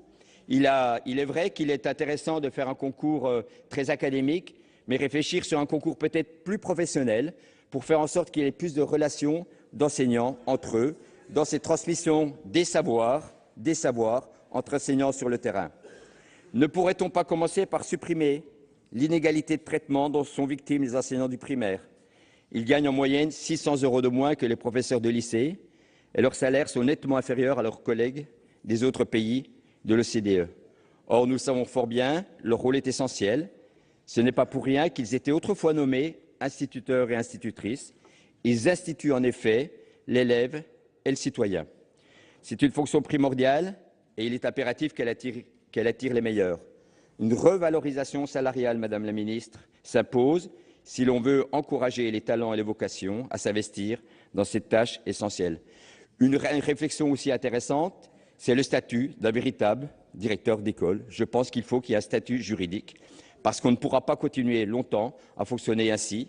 Ne pas mettre en place un EPLE, c'est quelque chose qui est grave, qui ne permet pas d'avoir une autorité hiérarchique du directeur sur ses enseignants. Nous l'avions fait, je vous l'ai dit, on peut s'interroger sur le paiement des néo-titulaires, on peut s'interroger sur les recrutements, où on peine, où le ministère a vraiment beaucoup de difficultés. Enfin, la crise de l'école, osons l'affirmer, est le révélateur d'une crise d'une société déboussolée, en perte de repères. Dans ce contexte, alors que l'école et la communauté éducative ont besoin de stabilité et de sérénité, vous semblez tout mettre en œuvre pour créer des tensions, provoquer des pertes de temps et compromettre ainsi les conditions d'accomplissement des missions de l'école.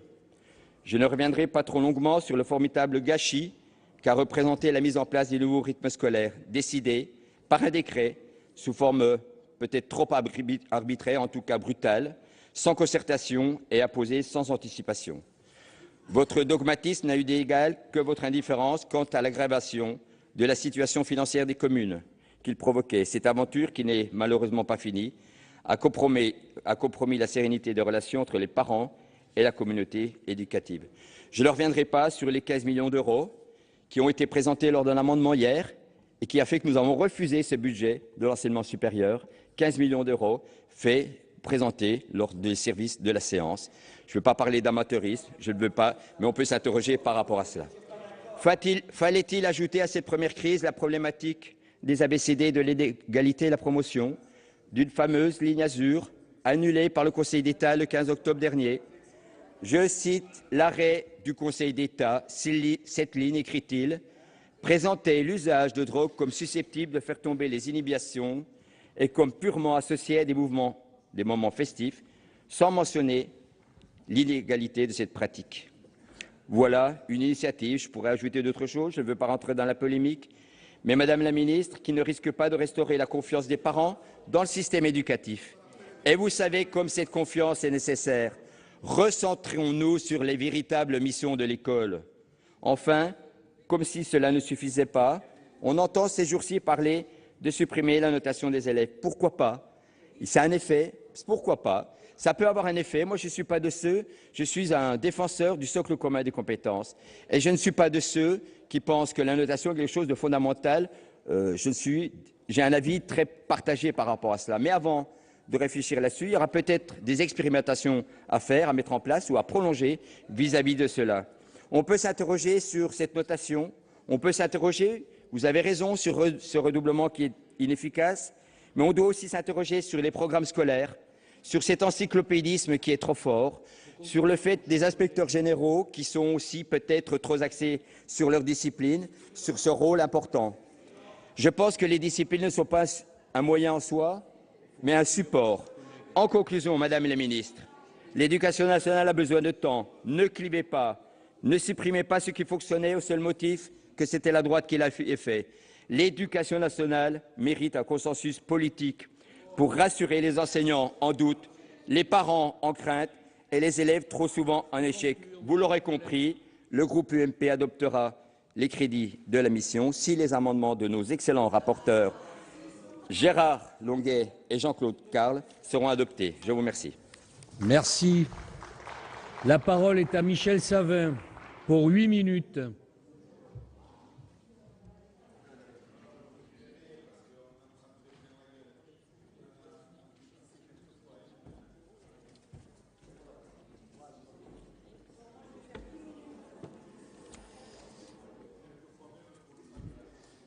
Monsieur le Président, Madame la Ministre, Madame la Présidente de la Commission, Monsieur le rapporteur, nous abordons une partie importante du budget de l'État avec l'examen des crédits de l'enseignement scolaire, dont le montant s'élève à 65 milliards d'euros.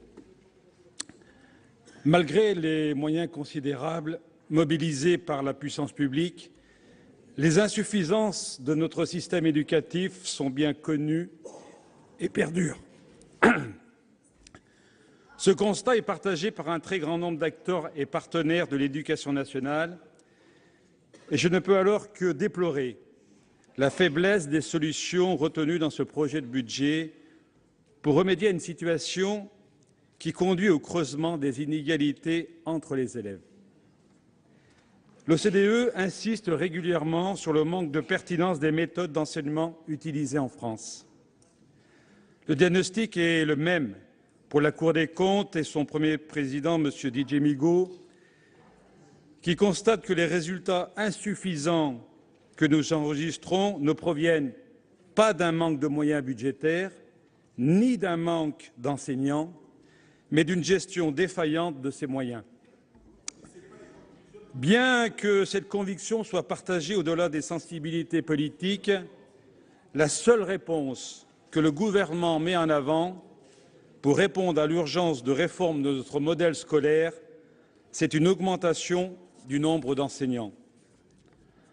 En l'absence de véritable réflexion sur l'utilisation des moyens de l'éducation nationale, sur la redéfinition du métier d'enseignant et les méthodes d'apprentissage des connaissances de base, cette mesure semble bien vainement coûteuse. Notre société ne peut faire l'économie d'un débat de fond sur la question de l'utilisation des moyens alloués à l'éducation. Il est la condition d'une réforme du système scolaire efficace et surtout viable sur le long terme. Madame la Ministre, le constat est le même concernant le contrat d'apprentissage, dont le Président de la République a pourtant fait un enjeu majeur de son quinquennat. Le gouvernement a annoncé en 2013 son objectif de faire progresser le nombre d'apprentis de 435 à 500 000 à l'horizon 2017. Malheureusement, la réalité s'est révélée bien éloignée de ces annonces, puisqu'en 2013, justement, le nombre de contrats signés a chuté de 8% par rapport à 2012. Il a encore diminué de 14% au cours de l'année 2014. Ce type de formation assure pourtant aux jeunes des débouchés professionnels dans 70% des cas. Or, à la conjoncture difficile s'ajoute un manque de visibilité pour les entreprises qui ne les encourage pas à conclure ce type de contrat. Réduction du budget de l'apprentissage de 20% en 2013, diminution du crédit d'impôt lié à la présence d'apprentis, réforme de la taxe d'apprentissage et concurrence des emplois d'avenir. Toutes ces mesures ont contribué à décourager les employeurs potentiels. De plus, certaines des normes techniques et administratives encadrant la conclusion des contrats d'apprentissage sont aujourd'hui trop rigides pour les besoins des entreprises. Là encore, Madame la Ministre, un travail de fond s'impose sur ce sujet et les mesures prises par le gouvernement ne sont pas à la hauteur de l'enjeu. Si des objectifs chiffrés ont été fixés, je déplore l'absence de propositions fortes visant à inciter les jeunes et les entreprises à s'engager sur ces contrats d'apprentissage. Et ce qui est vrai, et mon collègue vient d'en parler, ce qui est vrai pour l'apprentissage, l'est aussi pour la formation professionnelle. Nous sommes confrontés, et nous le savons tous, à un double problème. Sur la formation professionnelle, ces formations sont malheureusement mal valorisées ou très peu valorisées et elles n'attirent pas assez les jeunes. Et deuxième problème que nous rencontrons, qui fait suite à cette désaffection des jeunes, c'est ces centres de formation, ces écoles de formation suppriment, dans certains cas, des disciplines parce qu'il manque des élèves. Nous avons ce double problème, manque d'élèves, mais aussi des centres de formation qui sont obligés de supprimer des formations pourtant importantes dans certains métiers, notamment pour ceux du bâtiment. Alors, pour terminer, Madame la Ministre, peut-être une petite lueur d'espoir après l'annonce du Premier ministre d'un engagement étatique à long terme dans le financement des activités périscolaires, annonce qui a quelque peu rassuré les élus locaux. Cette participation au fonds d'amorçage, qui a pour objectif d'encourager les collectivités à proposer aux enfants des activités de qualité, est devenue indispensable à de nombreuses communes pour offrir ce service à tous les élèves. Dans un contexte de baisse constante des dotations de l'État, la lisibilité de l'action gouvernementale sur ce sujet est indispensable. Alors même que cette question est de nature à impacter lourdement le budget des communes, d'une manière générale, un effort de clarté doit être entrepris lorsque des décisions sont prises au niveau de l'État, décisions qui ont un impact direct sur les finances des collectivités locales. Dernier exemple en date, qui peut-être est passé un peu inaperçu, c'est la décision qui a été imposée aux communes avec la prise en charge de l'organisation de la demi-journée de consultation des enseignants en octobre.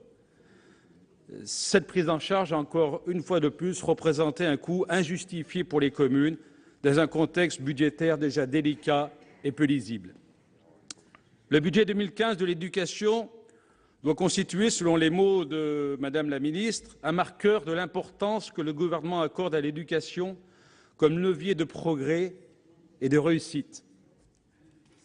Une réforme en profondeur du système éducatif, des mesures fortes en faveur de l'apprentissage et une plus grande lisibilité de l'action gouvernementale, voilà 3 points qui font défaut, Madame la Ministre, au budget 2015 pour faire du système français un véritable levier de progrès et de réussite. Merci. Merci, mon cher collègue. La parole est à Madame Françoise Cartron pour 7 minutes.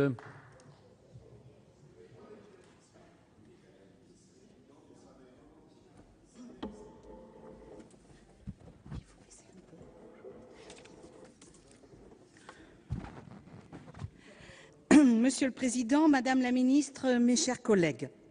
Madame la Ministre, vous nous soumettez aujourd'hui un projet de budget pour l'enseignement scolaire qui se caractérise ainsi. Un budget ambitieux pour l'année 2015, en hausse de près de 3%, qui traduit bien la priorité accordée à la jeunesse, affirmée par le Président de la République et respectée depuis 2 ans. Un budget courageux, disons-le, dans le contexte financier difficile que notre pays subit. Je salue ce budget de l'enseignement scolaire. Il redevient le premier de la nation devant le remboursement de la dette, enfin, dirais-je. Un budget cohérent qui soutient les grands objectifs de la loi de refondation de l'école, adoptée ici même il y a maintenant 2 ans. Ce budget concrétise en effet la création des milliers de postes avec la première priorité, celle accordée à l'enseignement primaire. Car oui, jusqu'à présent, notre pays dépense 34% de moins pour un élève de l'enseignement primaire que pour un élève du secondaire. Le rattrapage entrepris depuis 2012 est indispensable, tout à fait indispensable et urgent. Alors, monsieur le rapporteur pour avis, quand vous écrivez qu'il s'agit là d'un schéma d'emploi dangereux et difficilement soutenable, je vous cite, cela doit signifier que vous proposez la fin des recrutements d'enseignants. Dans ce cas, vous devrez alors expliquer sur le terrain la fameuse règle du non-remplacement d'un fonctionnaire sur 2, voire plus, si j'ai bien compris. Allez donc expliquer que oui, il est normal de fermer telle ou telle classe pour rationaliser les dépenses, mais bien sûr, cela va améliorer le système public d'éducation.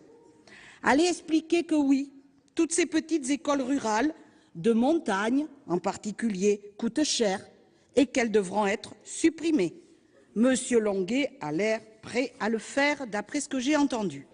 Allez donc expliquer que oui, l'accès à l'école maternelle pour les moins de 3 ans, dans les secteurs difficiles, représente un coût inutile. Ceci, bien sûr, dans l'intérêt de l'enfant.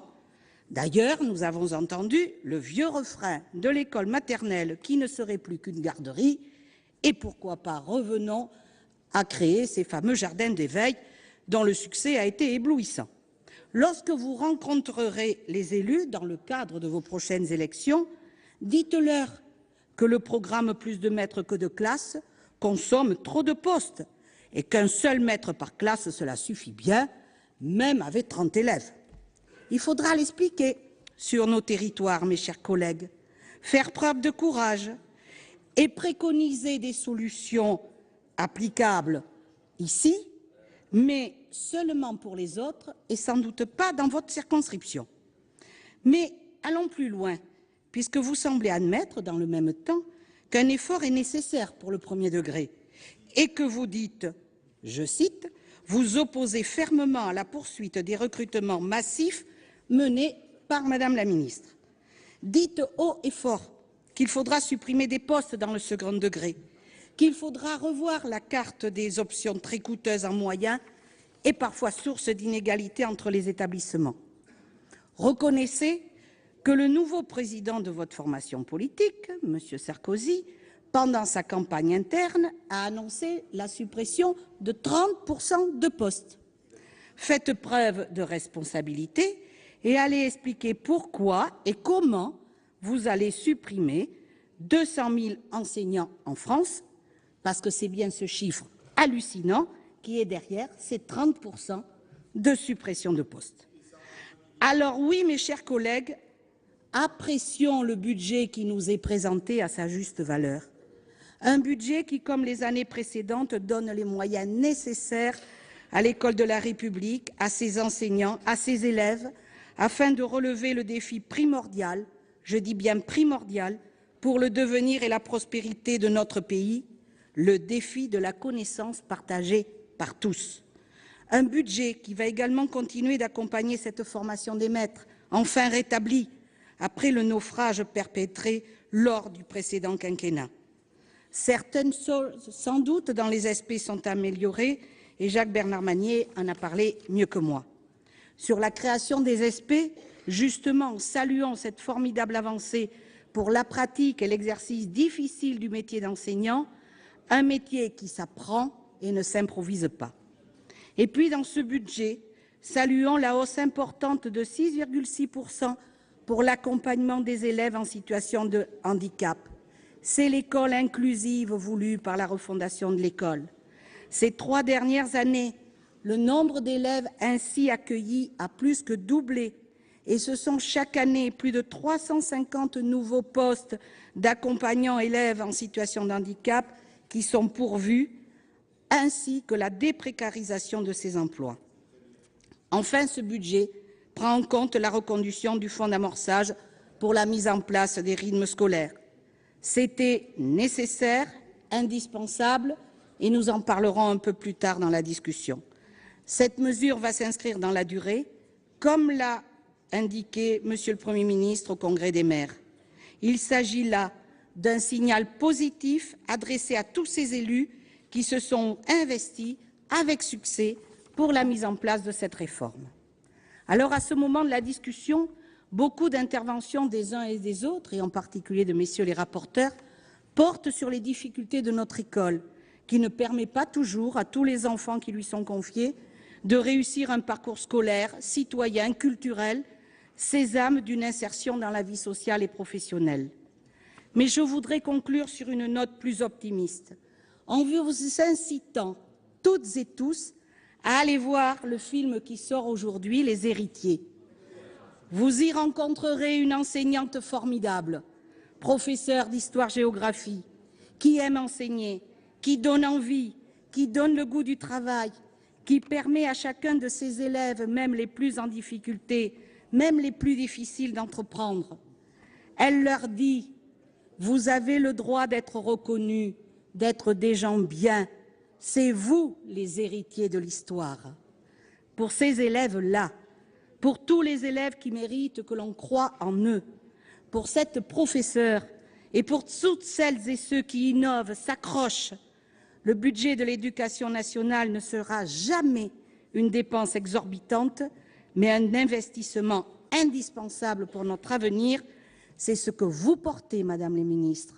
C'est ce budget-là que nous voulons voter et non pas un budget amputé. Merci, ma chère collègue. La parole est à Monsieur Serge Dassault. Pour 8 minutes, mon cher collègue.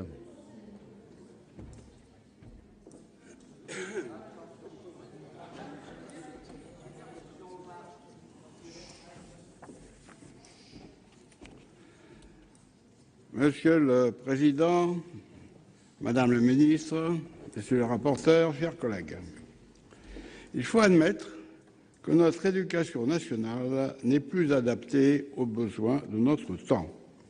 La formation scolaire devrait à la fois enseigner, éduquer, préparer tous les jeunes à devenir des adultes capables de gagner leur vie en ayant été formés à un métier, ce qui est loin d'être le cas.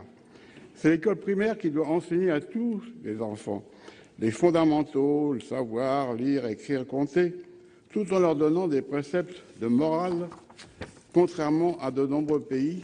Attendez. Des groupes du travail, de l'effort, de la discipline, du respect des autres, de la vie en société. Or, toutes les sélections ont disparu. Plus de redoublement, plus de sanctions, plus de récompenses, plus d'examens, plus de classements, et bientôt, j'espère que non, plus de notes. Plus de certificats d'études pour passer du primaire au collège, supprimés par décret en 89 de François Mitterrand. Plus de nécessité de passer le brevet pour entrer au lycée. Tous les bacheliers intègrent les universités sans sélection. Et pour finir, malheureusement, de nombreux jeunes l'équipent 2 ans après, sans avoir reçu la moindre formation professionnelle.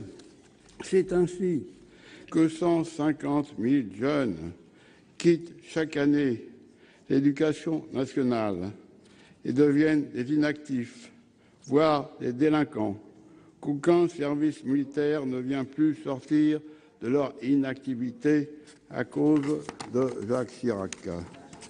Contrairement à de nombreux pays où les jeunes travaillent pour intégrer les meilleures classes, les meilleures écoles, les meilleures universités, la suppression de toute sélection, de toute volonté de réussite, de toute ambition, avec en plus la mise en place du collège unique par René Haby en 1975, font perdre à la France tous ses espoirs de développement futur et expliquent les 150 000 jeunes sortis sans formation chaque année, Madame la Ministre.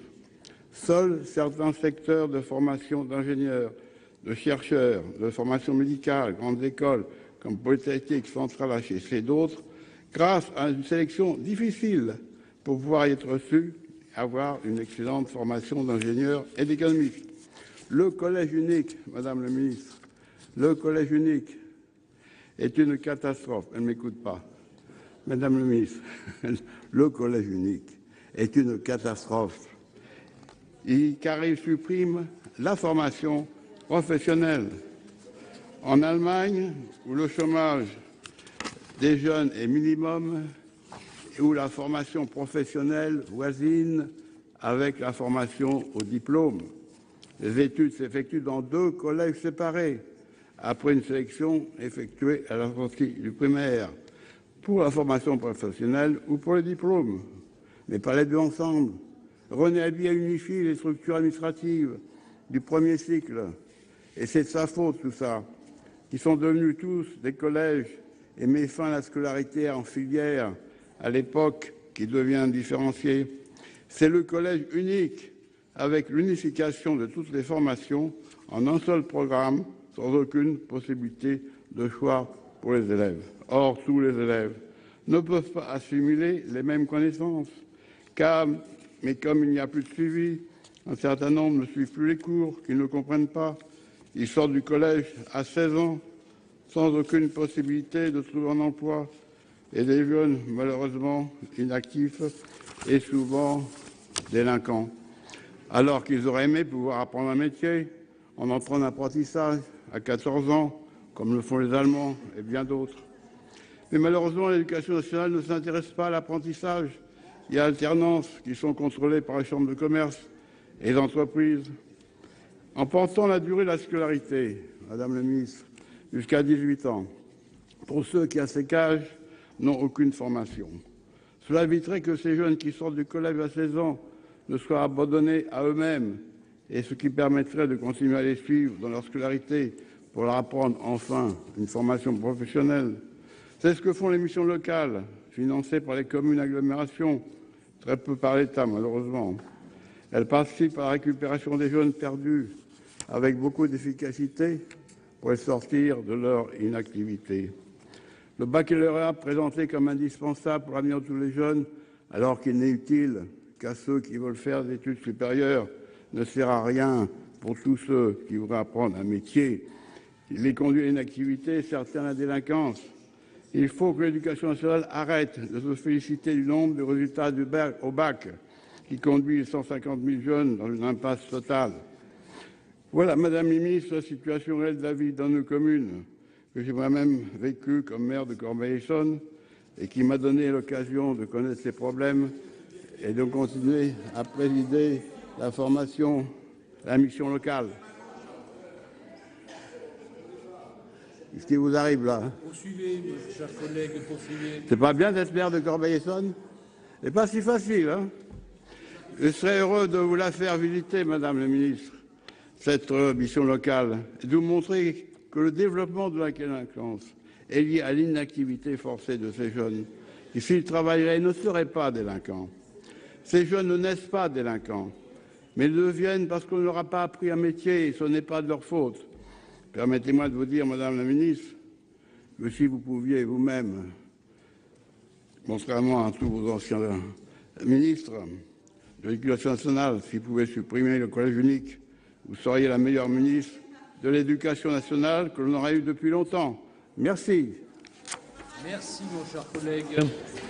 La parole est à Monsieur Dominique Bailly pour 5 minutes.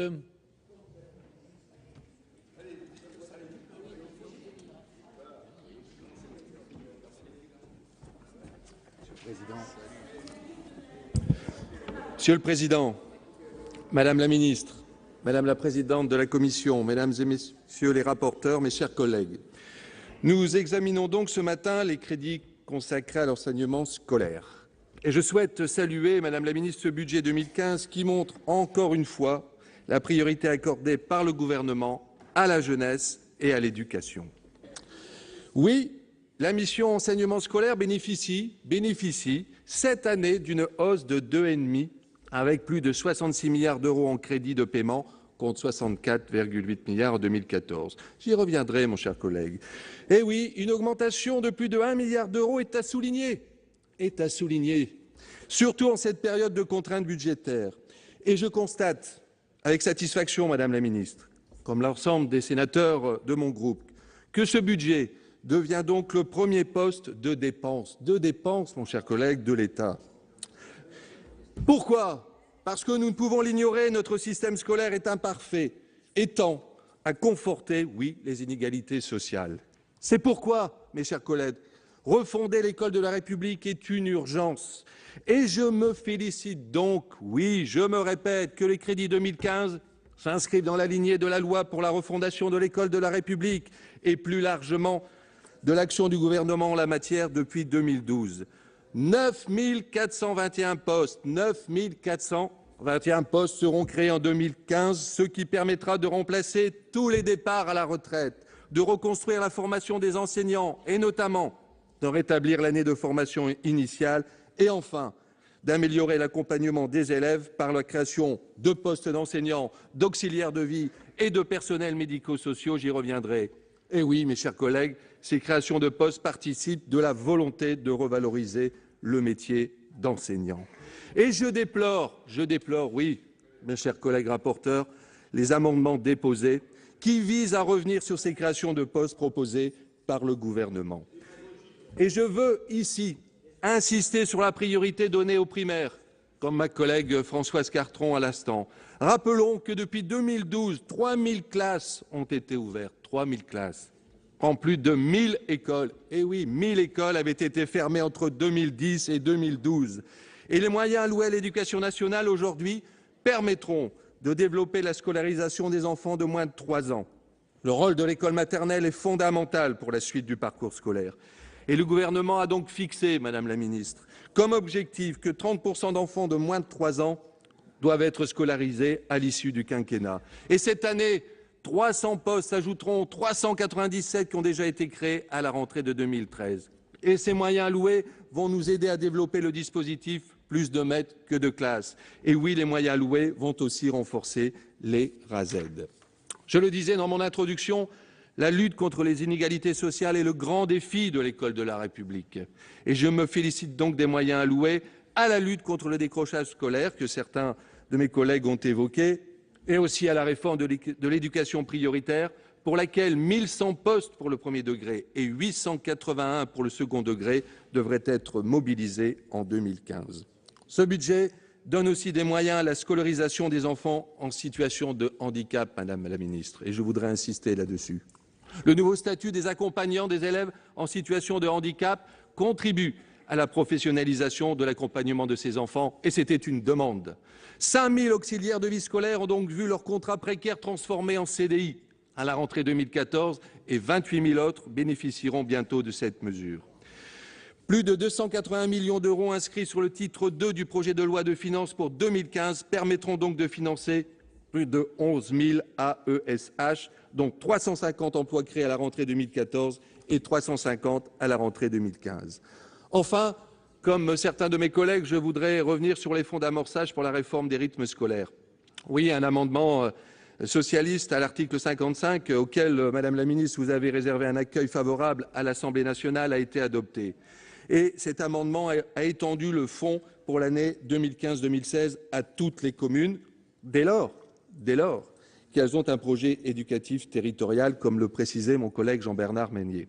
Et l'amendement que nous allons examiner tout à l'heure concrétise, oui, l'engagement pris par le Premier ministre lors du Congrès des maires, c'est-à-dire pérenniser le fonds d'amorçage, qui devient donc un fonds de soutien sans limitation de durée. Je tiens à saluer, Madame la Ministre, l'engagement du gouvernement auprès des élus locaux. Adapter le rythme des apprentissages au rythme de l'enfant était une nécessité, tout le monde le sait. La réforme des rythmes scolaires permet aussi un accès de tous les enfants à des activités périscolaires et constitue une mesure de justice sociale. J'ai mis en place cette réforme dans ma commune dès la rentrée scolaire 2013, Madame la Ministre, et les retours sont très positifs de la part des enseignants, des parents, mais surtout des enfants. La mise en œuvre de cette réforme et des nouvelles activités périscolaires est sans conteste un enjeu pour les collectivités locales et la pérennisation du fonds d'amorçage est donc un excellent signal.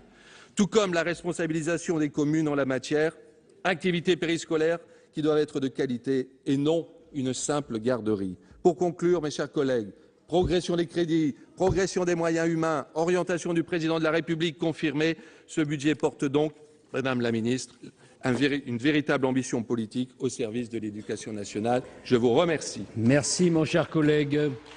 La parole est à Madame Claudine Lepage. Pour 4 minutes, ma chère collègue.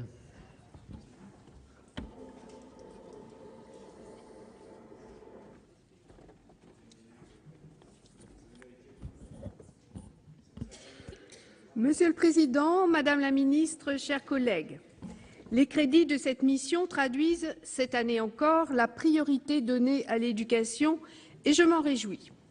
Mais j'ai un autre motif de satisfaction, Madame la Ministre.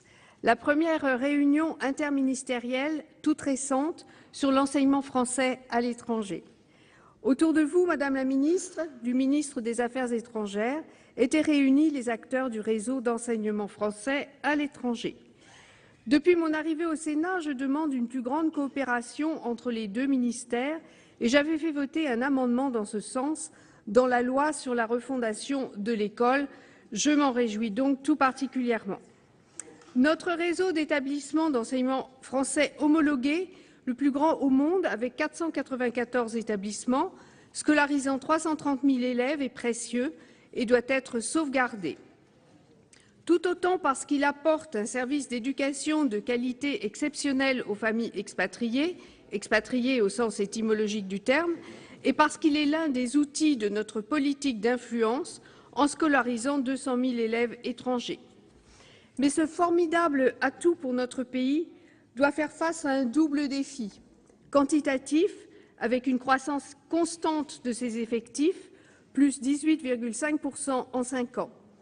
Qualitatif aussi, tant au regard de l'exigence croissante des familles que de la concurrence internationale. C'est pour répondre à ces défis que le plan d'action en faveur de l'enseignement français à l'étranger de novembre 2013 a mis en place ce mécanisme de concertation. Au cours de cette première réunion, Madame la Ministre, la nécessaire coordination entre les deux ministères a donc été réaffirmée. Ainsi, il sera organisé une conférence annuelle des ressources humaines et des moyens afin de disposer d'une vision stratégique pour le développement du réseau par une meilleure allocation des moyens en fonction des priorités diplomatiques françaises. Elle devrait aussi permettre une gestion plus fine des ressources humaines, notamment grâce à une anticipation salutaire du traitement des demandes de détachement.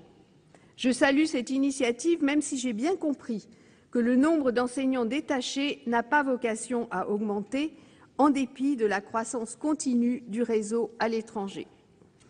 Il est également prévu d'assouplir les procédures d'homologation. J'entends bien qu'il ne s'agit pas de revenir sur les critères pédagogiques, mais vous avez aussi rappelé que les détachements ne constituaient pas une condition nécessaire à l'homologation.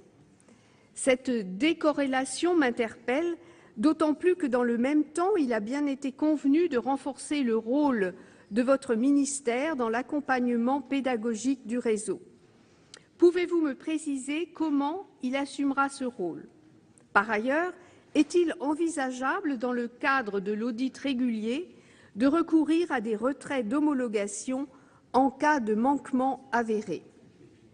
Comme vous le savez, je dois remettre tout prochainement, avec le député Cordery, un rapport sur les moyens pour limiter la hausse des frais de scolarité dans le réseau. Nous envisageons toutes les pistes et notamment la possibilité d'ajouter aux critères d'homologation strictement pédagogiques une obligation de bonne gouvernance et de transparence dans la gestion des établissements. Qu'en pensez-vous, Madame la Ministre? Pour conclure, je rebondirai sur votre objectif de valorisation des innovations pédagogiques dans le réseau en les diffusant entre les établissements homologués. Je ne doute pas qu'une diffusion de ces innovations soit tout aussi souhaitable entre les réseaux en France et à l'étranger. Elle pourrait notamment être assurée par une plus grande mobilité des enseignants, d'autant plus facile s'il existait une véritable valorisation de l'expérience acquise dans le réseau à l'étranger. Une expérience à l'international est toujours un atout, quel que soit l'emploi. Comment pensez-vous que l'éducation nationale puisse davantage prendre en compte de cette dimension? Je vous remercie, Madame la Ministre. Merci, ma chère collègue. La parole est à Madame Dominique Gillot pour 4 minutes, ma chère collègue.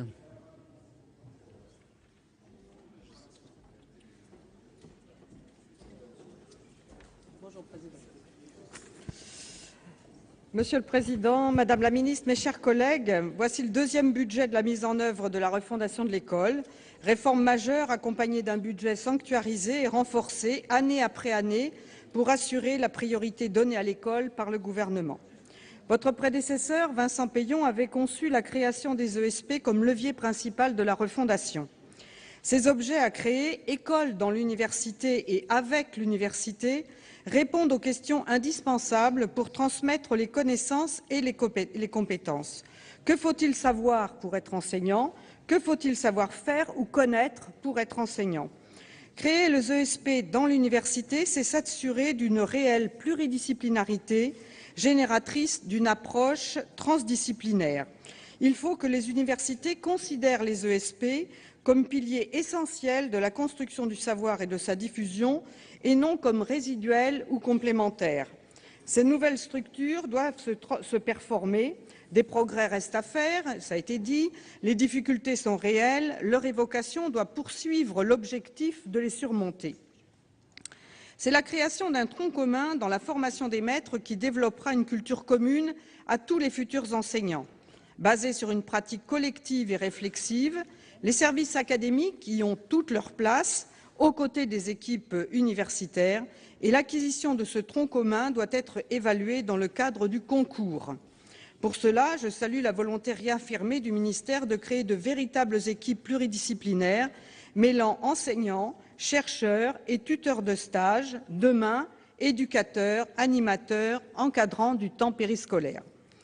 C'est en atteignant ces objectifs que l'on passera vraiment des UFM aux ESP. C'est cette place particulière dans l'université qui permettra de renforcer les relations entre le praticien et le chercheur.